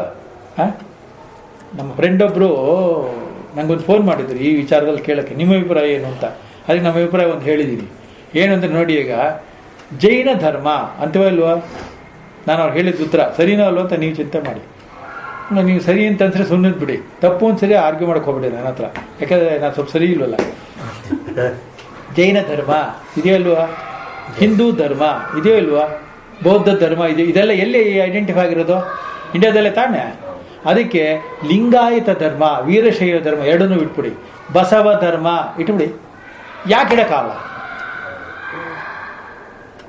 ಬಸವ ಧರ್ಮ ಅಂತ ಇಡೋಣ ಅಂತ, ಬಸವಣ್ಣ ನಮ್ಮವರು ಅದಂಗೆ ನೀವು ಇಟ್ಕೊಂಡ್ಬಿಡ್ತೀರಾ ಅಂತ ಜಗಳ ಈ ಥರ ಅದಲ್ವಾ? ಅದೆಲ್ಲ ಮಹಾ ದೊಡ್ಡ ತಪ್ಪು. ಕೃಷ್ಣ ಕೂಡ ಅಂತ ಮಹತ್ತರವಾದ ಪುಸ್ತಕದಲ್ಲೂ ಸರ್ವಧರ್ಮ ನೀನೇನು ಧಾರಣೆ ಮಾಡ್ತಾ ಅದನ್ನೆಲ್ಲ ಬಿಟ್ಟುಬಿಡಯ್ಯ, ನಾನು ಅನ್ನೋ ತತ್ವ ಏಕವಾಗಿದೆ. ಅದಲ್ವಾ? ಎಲ್ಲಿ ಬಂತದು? ಸರ್ವಧರ್ಮ ಪರಿತ್ಯಾಜ್ಯ ಏಕಂ, ಒಂದೇ ಚೈತನ್ಯ, ಒಂದೇ ಕಣೆಯ, ಎರಡಿರೋದಿಲ್ಲ ಅಂತ ಹೇಳಿ ಹೇಳಿ ಹೇಳಿ ಸಾಕಾಗೋಗಿದೆ ಎಲ್ಲ ಆಚಾರ್ಯರಿಗೂ. ನೀವು ನಿಮ್ಗೆ ಅದನ್ನೇ ಹೇಳ್ಕೊಂಡಿದ್ದೀರಾ. ಆದರೆ ವ್ಯವಹಾರಕ್ಕರಲ್ಲಿ ನೀವು ಅದನ್ನು ಬಳಸಬೇಕು ಅಂತ ಏನಿಲ್ಲ. ನೀವು ತುಂಬ ಮನುಷ್ಯರಾಗಿರೋದ್ರಿಂದ ಅಂದರೆ ಅರ್ಥ ಎಚ್ಚರದ ಸ್ಥಿತಿಯಲ್ಲಿರುವುದರಿಂದ ಆ ಅನ್ನುವುದನ್ನು ಕೂಡ ಒಂದನ್ನೇ ಆರಾಧನೆ ಮಾಡಿದರೂ ಕೂಡ ಜಾಗೃತ ಅವಸ್ಥೆಯಲ್ಲಿ ಎಚ್ಚರವಾಗಿರುವಾಗ ಆ ಅನ್ನುವುದು ಸೃಷ್ಟಿಗೆ ಸಂಬಂಧಪಟ್ಟಿರುವುದರಿಂದ ಸೃಷ್ಟಿಯನ್ನು ಕಣ್ಬಿಟ್ಟು ನೋಡಿ ಏನಾಗ್ತಾ ಇದೆ ಸೃಷ್ಟಿಲಿ. ನೋಡ್ತಾ ಇದ್ದೀರಪ್ಪ ಅಲ್ವಾ? ಡೈಲಿ ನೋಡ್ತಾ ಇಲ್ಲ ಮಂಜುನಾಥ್, ನೀವು ಹೇಳಿ, ಮಣಿ ನೀವು ಹೇಳಿ, ದಿನನಿತ್ಯ ನಿಮ್ಮ ಕಣ್ಣುದರಿಗೆ ಸೃಷ್ಟಿ ಆಗ್ತಾ ಇದೆ. ಏನೇ ಸೃಷ್ಟಿ ಆಗ್ತಾ ಇದೆ? ಫಿಸಿಕಲ್ ಎವಿಡೆನ್ಸೇ ತಗೊಳ್ಳಿ. ಒಂದು ಮರ ಹುಟ್ಟತ್ತೆ, ಒಂದು ಪಕ್ಷಿ ಹುಟ್ಟತ್ತೆ ಅಲ್ವಾ, ಒಂದು ಋತುಮಾನ ಹುಟ್ಟತ್ತೆ, ಗಾಳಿ ಹುಟ್ಟತ್ತೆ, ಮಳೆ ಹನಿ ಇದೆಲ್ಲ ಹುಟ್ಟುತ್ತಾ ಇದೆಯೋ ಅಲ್ವಾ? ಹುಟ್ಟು ಅನ್ನುವುದು ಸೃಷ್ಟಿ. ಅದನ್ನು ನಾವು ಈ ಶರೀರದಲ್ಲಿ ಕಾಣುವುದು ಹೇಗೆ? ನಮಗೆ ಇಲ್ಲಬೇಕಲ್ಲ, ಮೊದಲು ಒಳಗಡೆ ಆಗಬೇಕಲ್ಲ, ಇಲ್ಲದೆ ಹೊರಗಡೆ ಅದಲ್ಲ. ತಿಳ್ಕೊಳ್ಳಿ ಪ್ರಿಯ ಮಿತ್ರರೇ, ನೀವೆಲ್ಲರೂ ಕೂಡ ಯಾವಾಗಲೂ ಕೂಡ ಅದನ್ನ ಇಲ್ಲಿ ಧಾರಣೆ ಮಾಡಿದ್ರೆ ಅಧ್ಯಾತ್ಮ ಬರೋದಿಲ್ಲ. ಏನೆಂದರೆ ಅದರ ಬಗ್ಗೆ ನನ್ನ ಅಭಿಪ್ರಾಯವು ಪ್ರತಿನಿತ್ಯ ಒಳಗೆ ಹುಟ್ಟುತ್ತಿದೆ, ಸಾಯುತ್ತಿದೆ. ಅದಕ್ಕೋಸ್ಕರ ನಮಗೆ ಹೊರಗಡೆ ಯಾರನ್ನೂ ನೋಡಿದ್ರೆ ಕೆಲವು ಸತಿ ಇಷ್ಟ ಆಗ್ತಾರೆ, ಕೆಲವು ಸತಿ ಇಷ್ಟ ಆಗಲ್ಲ. ಕೆಲವು ವಿಚಾರ ಇಷ್ಟ ಆಗುತ್ತೆ, ಕೆಲವು ವಿಚಾರ ಇಷ್ಟ ಆಗಲ್ಲ. ಕೆಲವು ಪದಾರ್ಥ ಇಷ್ಟ ಆಗುತ್ತೆ, ಕೆಲವು ಪದಾರ್ಥ ಇಷ್ಟ ಆಗಲ್ಲ. ಹೌದಲ್ವ? ಕೆಲವು ಋತುಮಾನಗಳು ಇಷ್ಟ ಆಗುತ್ತೆ, ಕೆಲವು ಇಷ್ಟ ಆಗಲ್ಲ. ಚಳಿಗಾಲ ಭಾಳ ನೀವೇನಾರು ಹೇಳಿ ಚೆನ್ನಾಗಿರ್ತಪ್ಪ, ಸೊಟ್ಟುಗಿಟ, ಬೇಸಿಗೆಗಾಲ ತಡ್ಕೊಳಕ್ಕಾಗಲ್ಲ ಅಂತ ಅವ್ನು ಹೇಳೋದು ಯಾವಾಗ? ಬೇಸಿಗೆಗಾಲ ಬಂದಾಗ ಅಲ್ವ? ಏನು ಹೇಳ್ತಾನೆ? ಚಳಿಗಾಲ ನೀವೇನೇ ಬೇಸಿಗೆಗಾಲ ತಡ್ಕೊಳಕ್ಕಾಗಲ್ಲ, ಚಳಿಗಾಲ ವಾಸಿ. ಚಳಿಗಾಲ ಬಂದಾಗ ಬೇಸಿಗೆಗಾಲ ವಾಸಿ. ನಮ್ದು ಯಾವಾಗಲೂ ಇನ್ನೊಂದನ್ನು ನೆನೆದು ಇರುವುದನ್ನು ಬಿಟ್ಟು ಬಿಡುವುದು. ಎದುರಿಸಲಾಗುವ ಸಂತುಷ್ಟ ಭಗವದ್ಗೀತೆ, ಹೌದಲ್ವಾ? You always aware of what you have. ಅದನ್ನು ನೀವು ಬೆಳೆಸಬೇಕು, ಅದನ್ನು ನೀವು ಉಳಿಸಬೇಕು, ಅದನ್ನು ನಾವು ತಗೊಂಡೋಗ್ಬೇಕು. ನಾನು ಅನ್ನುವ ಬೀಜ ಒಳಗಡೆ ಇದೆ. ನಾನು ಅನ್ನುವುದು ನಾವೂ ಆಗಬೇಕು. ನಾವು ಅನ್ನುವಾಗ ಸಂಸಾರ, ನಮ್ಮ ಮಿತ್ರರು, ಗೆಳೆಯರು, ಶಿಷ್ಯ, ಗುರು, ಪರಂಪರೆ, ಪುಸ್ತಕ ಇದೆಲ್ಲವೂ ನಾವು. ಇದನ್ನು ಇನ್ನೂ ವಿಸ್ತಾರ ಮಾಡಿದಾಗ ಪ್ರಪಂಚಕ್ಕೆ ಹೋಗ್ಬಿಟ್ಟಾಗ ಏನಾಗುತ್ತದೋ ಸರ್ವ, ಹೌದಲ್ವ? ಅದಕ್ಕೆ ಕೊನೆಯಲ್ಲಿ ಒಂದು ಪದವನ್ನು ಬರೆದಿದ್ದಾರೆ, ಅದಕ್ಕೂ ವ್ಯಾಖ್ಯಾನ ಮಾಡಿಬಿಡ್ತೀನಿ, ಆಮೇಲೆ ಭಾಷಾ ತಗೊಳ್ಳೋಣ. ಸರ್ವ ಕಾಮ, ಅದೇ ಮಂತ್ರದ ಕೊನೆ ಲೈನು, ಸರ್ವಕಾಮಾನ್ ಆದಿಶ್ಚ ಭವತಿ. ಸರ್ವಕಾಮವನ್ನು ಹೊಂದಿದವ, ಹೀಗೆಂದು ತಿಳಿದವನು, ಇಲ್ಲಿವರೆಗೂ ನಾನು ಏನು ಹೇಳಿದ್ದೇನೋ ಹೀಗೆಂದು ತಿಳಿದವನು ಸರ್ವಕಾಮಗಳನ್ನು ಹೊಂದಿದವನಾಗುತ್ತಾನೆ, ಪಡೆದವನಾಗುತ್ತಾನೆ. ಏನಾಗಂದರ್ಥ? ಆವಾಗ ಒಂದು ನಮಗೆ ಬಹಳ ಬೇರೆ ನೆಗೆಟಿವ್ ಆಗಿ ಥಿಂಕ್ ಮಾಡೋದು ಬಂದ್ಬಿಡುತ್ತೆ ತಲೆನಲ್ಲಿ. ಜಗತ್ತಲ್ಲಿ ನಾನು ಏನೇನು ಬಯಸ್ತೀನಿ ಎಲ್ಲ ನನಗೆ ಸುಳ್ಳು, ಅದೆಲ್ಲ ಇದರ ಅರ್ಥ. ಹಾಗೆ ಮಾಡಬಾರದು ಅರ್ಥ. ಅಂದರೆ ಅರ್ಥ ಏನು ಅಂದರೆ ಎಲ್ಲವನ್ನ ಹೊಂದಿದವನು. ಸರ್ವ ಪದ ಎಲ್ಲ ಇದೆ, ಹೌದಲ್ವ? ಕೆಲವು ಅಂತಿಲ್ಲ, ಬಹು ಅಂತಿಲ್ಲ, ಅದೆಲ್ಲ ಹಗರಣಕ್ಕೆ ಸೇರಿರೋದು. ಬಹು ಹಗರಣ ಅಲ್ವ, ಕೋಟಿ ಹಗರಣ. ಇಲ್ಲಿ ಸರ್ವ ಅನ್ನೋ ಪದ ಇರೋದ್ರಿಂದ ಸರ್ವ ಅನ್ನೋದಕ್ಕೆ ಅರ್ಥ ಏನು ಮಾಡಬೇಕು? ವಿದಿತಃ ಅವಿದಿತಃ.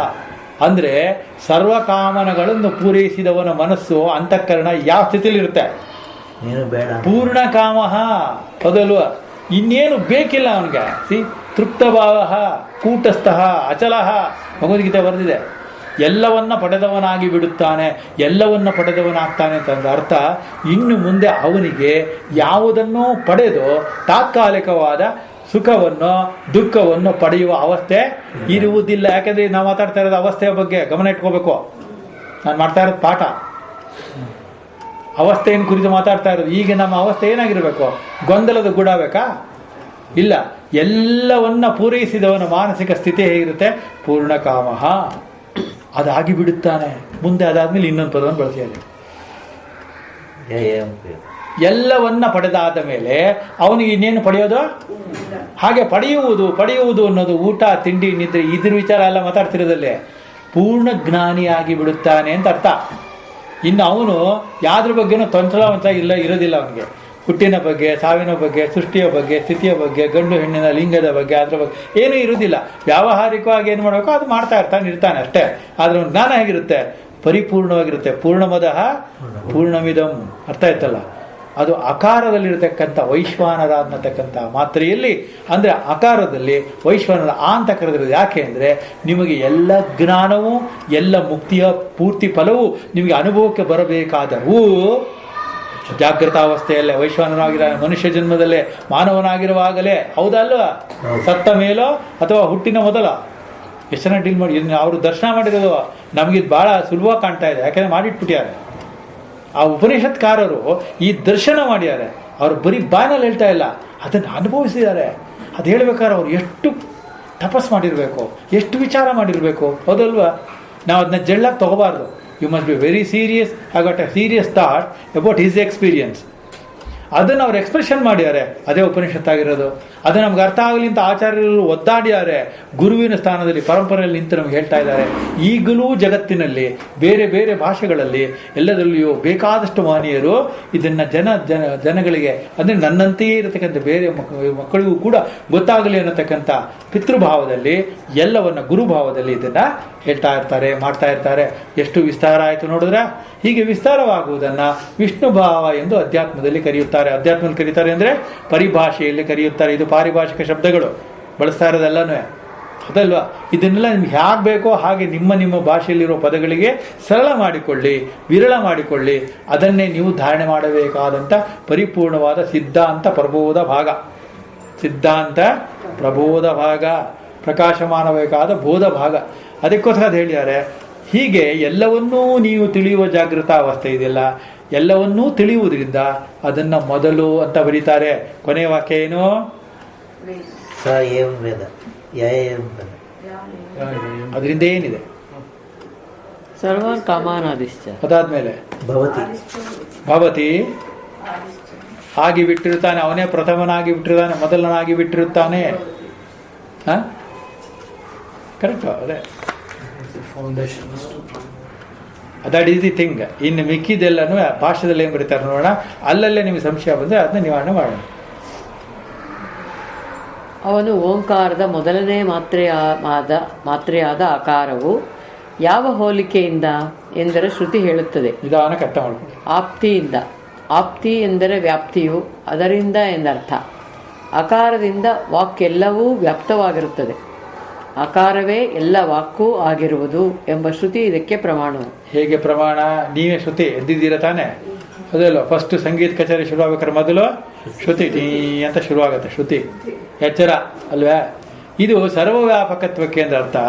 ಇನ್ನು ಮಿಕ್ಕ ಎರಡು ಅವಸ್ಥೆಗಳಿಗೂ, ಮೂರನೇ ಅವಸ್ಥೆಗಳಿಗೂ ಇದು ಬೋಧವಾಗಿದೆ, ಪ್ರಥಮವಾಗಿದೆ. ಎಚ್ಚರದಲ್ಲಿದ್ದಾಲೆ ಗೊತ್ತಾಗೋದು, ಹೌದಲ್ವಾ?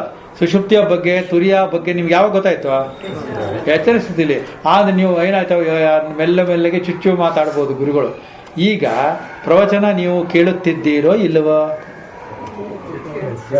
ಕೇಳ್ತಾ ಇರುವಾಗ ಏನಾಗಬೇಕು ನೀವು? ಹಾಗೇನಿಲ್ಲ, ನೀವು ಕುಳಿತು ಕೇಳುತ್ತಿದ್ದೀರೋ ಎಚ್ಚರದ ಸ್ಥಿತಿಯಲ್ಲಿ ಇದ್ದೀರಿ ನೋಡೋದು ನಿಜ ಅಂತ. ಎಚ್ಚರದ ಸ್ಥಿತಿಯಲ್ಲಿ ಇದ್ದೀರಾ ಅನ್ನೋ ಇದು ಇರಬೇಕು ಅಂತಿಲ್ಲ. ಏನೋ ಬೇರೆ ಯೋಚನೆ ಮಾಡ್ತಾ ಇದ್ರೆ ಅರ್ಥ ಏನೋ ಎಚ್ಚರ ಇಲ್ಲ ಅಂತ. ಅದರಿಂದ ಅಕಾರನ್ನ ನಾವು ಉಪಾಸನೆ ಮಾಡ್ತೀನಿ ಅಂತ ಅನ್ನುವಾಗ ತದಾತ್ಮಭಾವ ಮರಿಕೂಡ್ದು, ತದಾತ್ಮವಾಗಿರ್ಬೇಕು. ಇವಾಗ ನಾನು ಇಲ್ಲಿವರೆಗೂ ಏನೇನು ಹೇಳಿದೆ ಹಾಗೆಯೇ ನೀವು ಹೇಳಬಲ್ಲಿರಾ? ಹೇಳಿ, ಹಾಗೆ ಹಾಗೆ ಹಾಗೆ ಹೇಳಬಲ್ಲಿರಾ? ಇಲ್ಲ. ಏಕೆಂದರೆ ಅದಕ್ಕೆ ಉತ್ತರ ಇದೆ.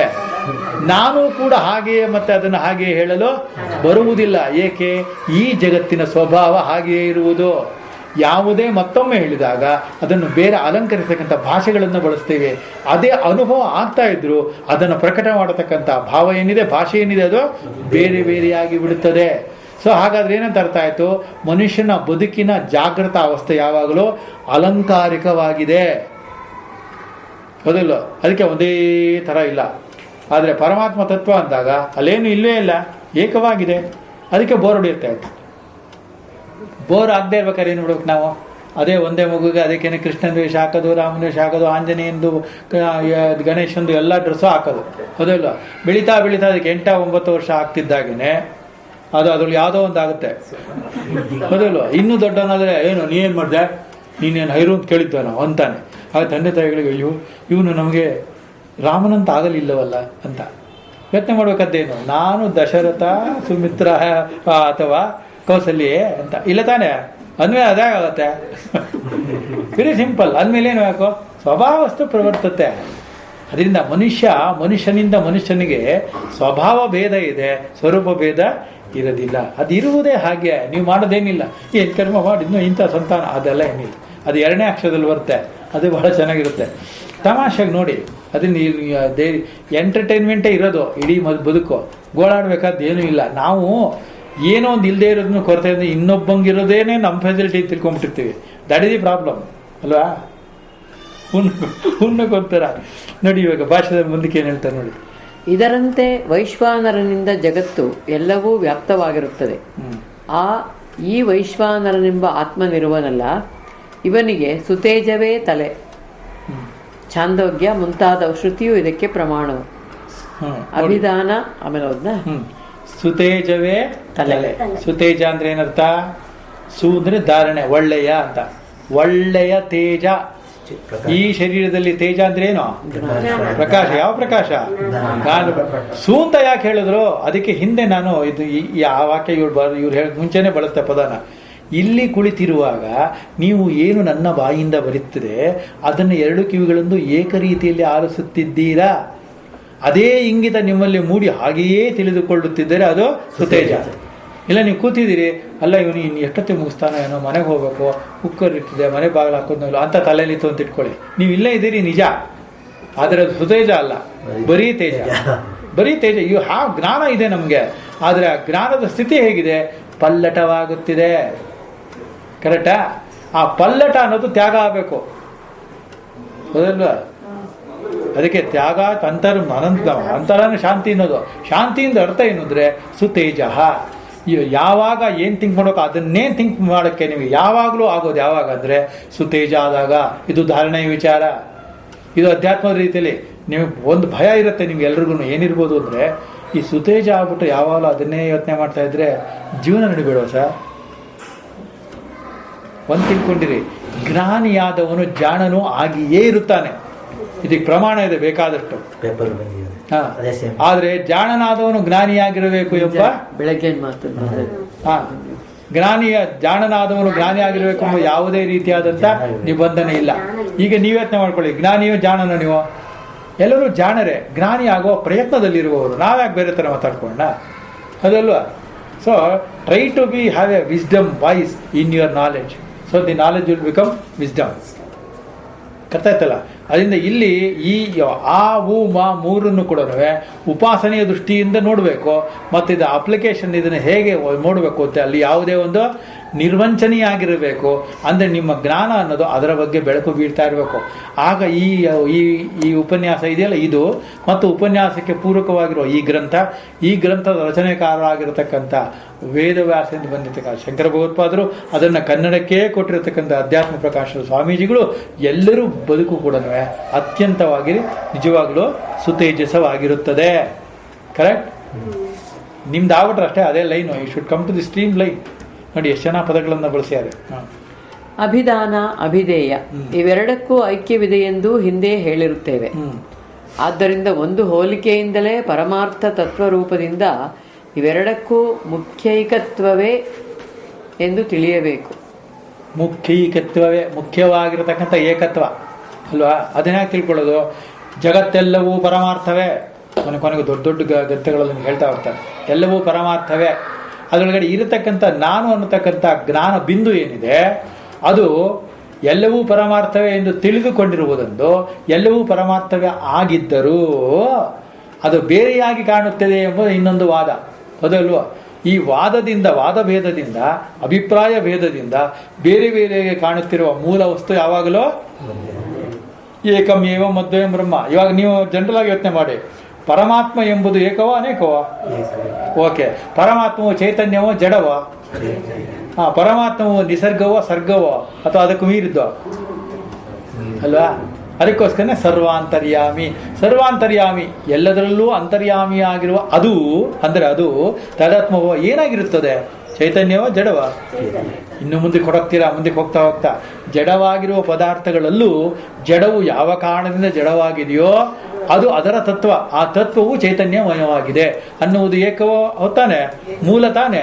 ಅದರಿಂದ ಮೂಲ ವಸ್ತು ಏಕವಾಗಿದೆ, ಅದು ಸತ್ಯವಾಗಿದೆ, ಅದು ಜ್ಞಾನವಾಗಿದೆ, ಅದು ಅಖಂಡವಾಗಿದೆ, ಅದು ದೊಡ್ಡದಾಗಿದೆ. ಅದರಿಂದ ಲಕ್ಷಣಗಳಿಂದ ಲಕ್ಷ್ಯವನ್ನು ನೋಡಬೇಕು. ಲಕ್ಷಣ ಯಾವುದು? ಸತ್ಯಂ ಜ್ಞಾನಂ ಅನಂತಂ ಬ್ರಹ್ಮ, ಅಖಂಡಂ ಬ್ರಹ್ಮ. ಅದು ಲಕ್ಷಣ. ಲಕ್ಷ್ಯ ಯಾವುದು? ಆ ಬ್ರಹ್ಮವಸ್ತುವೇ ಲಕ್ಷ್ಯ, ಗುರಿ. ಆ ಬ್ರಹ್ಮವಸ್ತು ಇದೆಯಲ್ಲ, ಅದು ಯಾವುದದು? ಸ್ವಯಂ ನೀವೇ, ನಿಮ್ಮಲ್ಲಿ ನೀವೇ ಇದೆಯಲ್ಲ. ಅದು ಬಿಟ್ಟರೆ ನಾನು ಅನ್ನುವುದು ಬೇರೆಯಿಂದ ಗುರ್ತು ಮಾಡ್ಕೊಂಡ್ರು, ನಾನಲ್ಲದ ಈ ಶರೀರವನ್ನು ನಾನು ಅಂದ್ಕೊಳ್ಳೋದು, ನನ್ನದಲ್ಲದನ್ನು ಈ ಸಂಬಂಧಪಟ್ಟಿರೋ ನನ್ನದು ಅಂತ ಅಂದ್ಕೊಳ್ಳೋದು. ಅಹಂಕಾರ ಮಮಕಾರಗಳು ಅಜ್ಞಾನದಿಂದ ಕುಳಿತಿರುವುದರಿಂದ, ಮೋಹದಿಂದ ತ್ಯಾಗ ಮಾಡಿಬಿಟ್ಟರೆ ಏನಾಗುತ್ತದೆ ಅವಾಗ? ಎಲ್ಲವೂ ನಾನು ಅನ್ನುವ ಪರಬ್ರಹ್ಮ ತತ್ವವೇ ಅಂತ ಇದು ಬೋಧನೆ. ಹಾಗಾದರೆ ಎಲ್ಲವೂ ತತ್ವ ಹಾಗೆ ಹಾಗೆ ಆಡ್ಬೇಕಾದಿಲ್ಲ. ವ್ಯವಹಾರದಲ್ಲಿ ಡಿಫರೆನ್ಸೇಷನ್ ಏದು ಹೇಗಿದೆ ಹಾಗಿದೆ ಹಾಗೆ ನೋಡಬೇಕು, ಗೊತ್ತಾನೆ? ಹಾಗೆ ನೋಡೋದು ಯಾಕೆ ಅಂದರೆ ಅದು ಇರುವುದು ಹಾಗೆ, ಆದರೆ ಅದು ಸತ್ಯವಾಗುವುದಿಲ್ಲ. ಸತ್ಯವಾದ ದರ್ಶನ ಮಾಡಬೇಕು ಇವುಗಳನ್ನು ಬಳಸಿಕೊಂಡು ಅನ್ನುವುದು ಮೂಲ ಉದ್ದೇಶ. ಮುಂದಕ್ಕೆ ಏನು ಹೇಳ್ತಾರೆ ನೋಡೋಣ. ಇದಕ್ಕೆ ಆದಿ ಇರುತ್ತದೆ, ಆದ್ದರಿಂದ ಇದು ಆದಿ ಮತ್ತು ಎನಿಸಿರುತ್ತದೆ. ನೋಡಿ, ಆದಿ ಮತ್ತು ಇದಕ್ಕೆ ಆದಿ. 3 ಮಾತ್ರೆಗಳಲ್ಲಿ ಅಕಾರವು ಮೊದಲನೆಯದು ಅಲ್ವೇ? ಅಕಾರವು ಮೊದಲನೇದು ಹೌದಲ್ವಾ? ಯಾಕೆ ಮೊದಲನೇದು? ಅದಕ್ಕೆ ಯಾಕೆ ಹಿರಣ್ಯ ಇದನ್ನ ಕೊಟ್ಟರು? ಈ ವಿಚಾರದಲ್ಲಿರ್ತಕ್ಕಂಥದ್ದಕ್ಕೆ ಅದಕ್ಕೆ ಮೊದಲು ಏನಂತ ಕೊಟ್ಟರು? ವೈಶ್ವಾನರು ಅಂತ ಯಾಕೆ ಕೊಟ್ಟರು ಅಂದರೆ ಆ ಅನ್ನುವುದು ಪ್ರಥಮ. ನಮ್ಮ ಅಕ್ಷರಮಾಲೆಯಲ್ಲಿ ಮೊದಲನೇದು ಯಾವುದು? ಆ ಅಲ್ವಾ? ಹೇಗೆಂದರೆ ಕೊನೆಯ ಅಕ್ಷರ ಯಾವುದು? ಹ. ಮೊದಲನೇದು ಆ, ಕೊನೆಯದು ಹ, ಎರಡು ಸೇರಿಸಿದ್ರೆ ಅಹಂ, ನಾನು.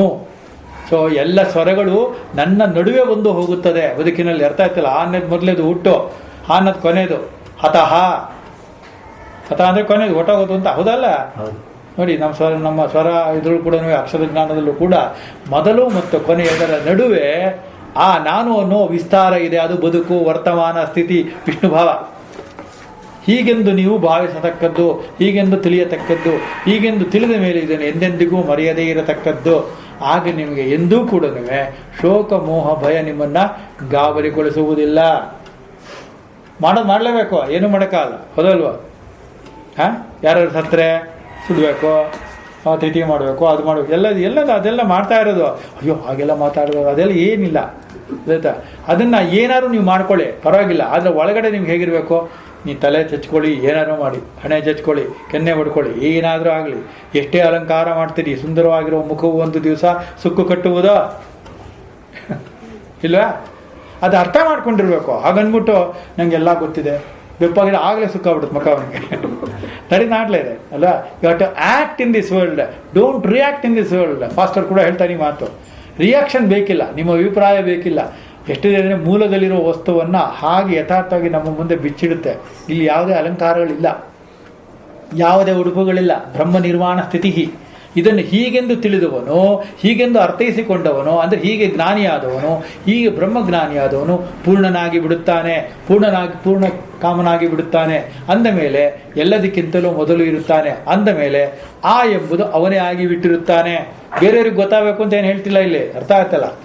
ನಿಮಗೆ ನೀವು ಭಾವಿಸಲ್ಪಡಬೇಕು.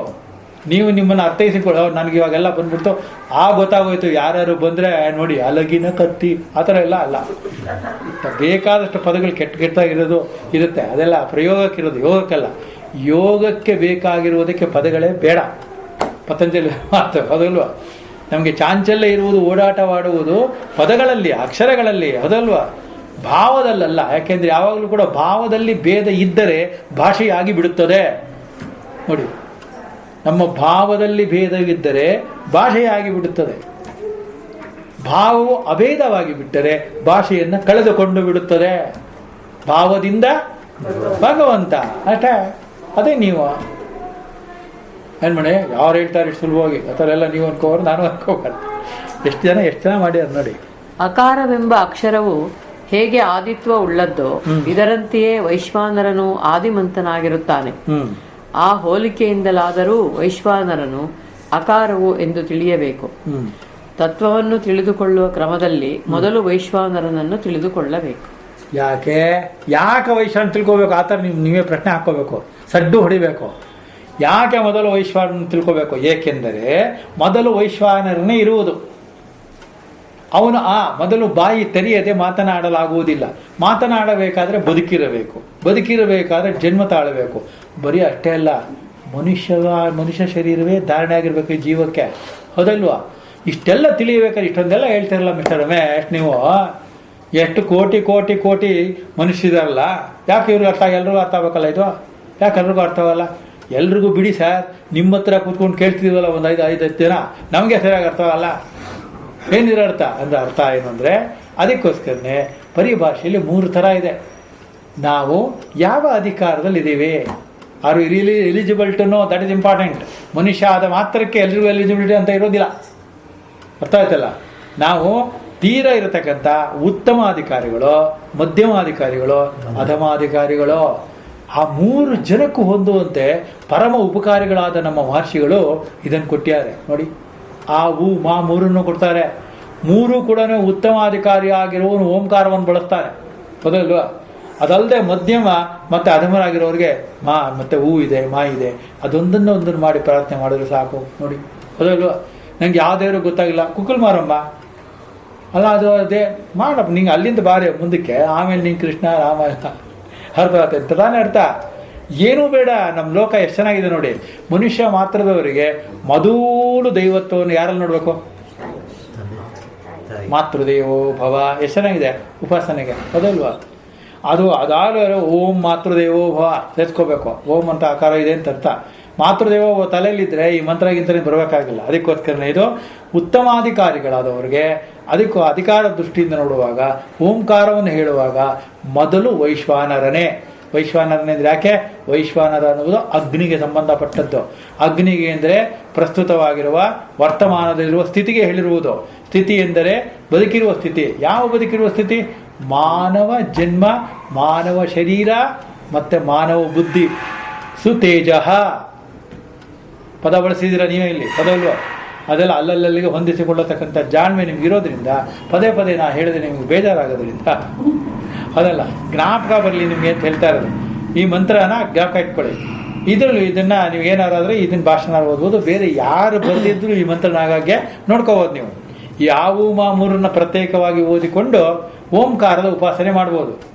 No confusion. ಎಲ್ಲ ಆಗ್ಬಿಟ್ಮೇಲೆ ಇದೆಲ್ಲ ಗ್ರಂಥ ಮುಗಿದ್ಮೇಲೆ DVG ಅವರು ಇದಕ್ಕೆ 36 ಇದನ್ನು ಬೇರೆ ಕೇಳ್ತಾರೆ. ಓಂಕಾರದಲ್ಲಿರ್ತಕ್ಕಂಥ ಏನೇನನ್ನು ನಾವು ಓಂ ಅಂತ ಹೇಳುವಾಗ ಏನೇನು ಸೇರಿಸ್ಕೋಬೇಕು ಅದಕ್ಕೆ ತಲೆನಲ್ಲಿ ಜೋರಾಗಿ ಹೇಳಬೇಕಾದ್ದು ಇಲ್ಲ ಅನ್ನೋದು ಸೇರ್ತಾರೆ. ಅದನ್ನು ಬೇಕಾದ್ರೆ ಭಗವದ್ಗೀತೆ ಮಾಡಿದ್ದೀನಿ, ಅದನ್ನು ಬಂದು ನೋಡೋಣ ಅದೇನು ಅಂತ. ಈಗ ಮುಂದಕ್ಕೆ ಏನು ಹೇಳ್ತಾರೆ ನೋಡೋಣ. ಇವು ಒಂದೇ ಎಂದು ತಿಳಿಯುವ ಆತನಿಗೆ ಶ್ರುತಿಯು ಫಲವನ್ನು ಹೇಳುತ್ತದೆ. ಆತನು ಕಾಮಗಳೆಲ್ಲವನ್ನೂ ಪಡೆದುಕೊಳ್ಳುತ್ತಾನೆ. ದೊಡ್ಡವರಿಗೆ ಅವನು ಆದಿ ಎಂದರೆ ಮೊದಲನೆಯವನೂ ಆಗುವನು. ಯಾವನು ಹೀಗೆ ಮೇಲೆ ಹೇಳಿದಂತೆ ವೈಶ್ವಾನರನಿಗೂ ಅಕಾರಕ್ಕೂ ಏಕತ್ವವನ್ನು ತಿಳಿದುಕೊಳ್ಳುವನೋ ಅವನಿಗೆ ಈ ಫಲವು ಆಗುವುದು ಎಂದು ಅರ್ಥ. ಇಲ್ಲಿ ಅಕಾರ ವೈಶ್ವಾನರನ ಐಕ್ಯವನ್ನು ಹೊಗಳಿ ಫಲವನ್ನು ಹೇಳಿರುವುದು ಓಂಕಾರವೂ ಆತ್ಮನೂ ಒಂದೇ ಎಂಬ ಮುಖ್ಯ ಜ್ಞಾನವನ್ನು ಹೊಗಳುವುದಕ್ಕೆ. ಹೋಲಿಕೆಯಿಂದ ಅಕಾರ ವೈಶ್ವಾನರರನ್ನು ಒಂದೆಂದು ಉಪಾಸನೆ ಮಾಡುವವರು ಓಂಕಾರ ಉಪಾಸನೆಯನ್ನು ಮಾಡಿ ಬ್ರಹ್ಮವನ್ನು ಕ್ರಮವಾಗಿ ಪಡೆಯಬಹುದು ಎಂಬುದು ಅವಾಂತರ ವಾಕ್ಯದ ಅರ್ಥವಾಗಬಹುದು. ನೋಡಿ, ಅವಾಂತರ ನಾವು ಮಾಡ್ಕೊಳ್ಳೋದು ಅಂತ ಅವಾಂತರ ಯಾವಾಗಲೂ ಕೂಡ ನಾವು ಮಾಡ್ಕೊಳ್ಳೋದು. ಯಾರನ್ನಾರು ಒಬ್ಬರು ನೀವು ಕೇಳ್ತೀರ, ಏನು ಸಮಾಧಾನವಾಗಿದ್ದೀರಾ ಈ ಸ್ಥಿತಿ ಅಂತ ಕೇಳ್ತೀರ. ಅವನು ಹೇಳ್ತಾನೆ ಇತ್ತೀಚೆಗೆ ಸಮಾಧಾನವಾಗಿದ್ದೀನಿ, ಪರವಾಗಿಲ್ಲ ಅಂತಾನೆ. ಹೌದಲ್ಲ ಅಂತಾನೆ ತಿಟ್ಕೊಳ್ಳಿ. ಪರವಾಗಿಲ್ಲ ಅಂತ ಏನಂತ ಅರ್ಥ? ನೀವು ನಿಜ ಹೇಳ, ನಿಜ ಏನು ಅಂದರೆ ವಾಸ್ತವವಾಗಿ ಎಲ್ಲರ ಚಿತ್ತವು ಸಮಾಧಾನವೇ.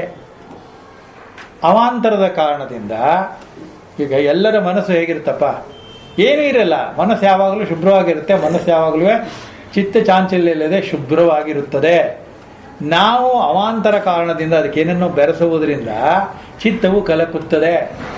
ಹೌದಲ್ವ? ಚಿತ್ತದ ಮೂಲ ಸ್ವರೂಪ ಏನು? ಆನಂದ ತಾನೇ. ಮೂಲ ಸ್ವರೂಪ ಅದಾಗಿರುವಾಗ ಇಲ್ಲ ನಾನು ನಿಂಗೇನೋ ಒಂದು ಕೊಡಿಸ್ತೀನಿ ಅಂತ ಅದಕ್ಕೆ ಹಾಕ್ಬಿಟ್ರೆ ಇರೋದು ಏನಾಯಿತು? ಹೊಡೆಯುತ್ತಲ್ಲ. ಅದಕ್ಕೋಸ್ಕರ ಇಲ್ಲಿ ಹೇಳಿರೋದು ಎಲ್ಲವನ್ನ ಪಡೆದವನಂತಾಗಿ ಬಿಡುತ್ತಾನೆ. ಅಂದರೆ ಎಲ್ಲವನ್ನ ಪಡೆದವಂತಾಗ್ತಾನೆ ಅಂದರೆ ಈ ಯಾವಾಗ ಇರತಕ್ಕಂಥ ಆಕಾರವು ಮತ್ತು ವೈಶ್ವಾನರನಲ್ಲಿ ದೊಡ್ಡದಾದ ಏಕತ್ವ ಎರಡೂ ಒಂದೇ ಅನ್ನುವುದರ ಫಲ ಏನು? ಅದು ನಿಮ್ಮ ಪ್ರಶ್ನೆ ಇರುತ್ತೆ. ಈಗ ಯಾವ ಥರ ಕೇಳೋಣ ಅಂದ್ಕೊಂಡಿದ್ದೀರಿ ರಮೇಶ್ ಅಲ್ವಾ? ಏನು ಫಲ? ಈಗ ವೈಶ್ವಾನರ ಅಂದ್ರೂ ಅಕಾರ ಅಂದರೆ ಓಂಕಾರದಲ್ಲಿರೋ ಆಕಾರವು ಒಂದೇ ಅಂತ ನಿಮ್ಗೆ ಅನಿಸ್ಬಿಡ್ತು ಅಂತ ಇಟ್ಕೊಳ್ಳಿ. ಏನು ಯೋಚನೆ ಮಾಡಿದೆ ಅದೆರಡು ಒಂದೇ ಅಂತ ತಿಳ್ಕೊಂಬಿಟ್ರಿ. ಫಲ ಏನು?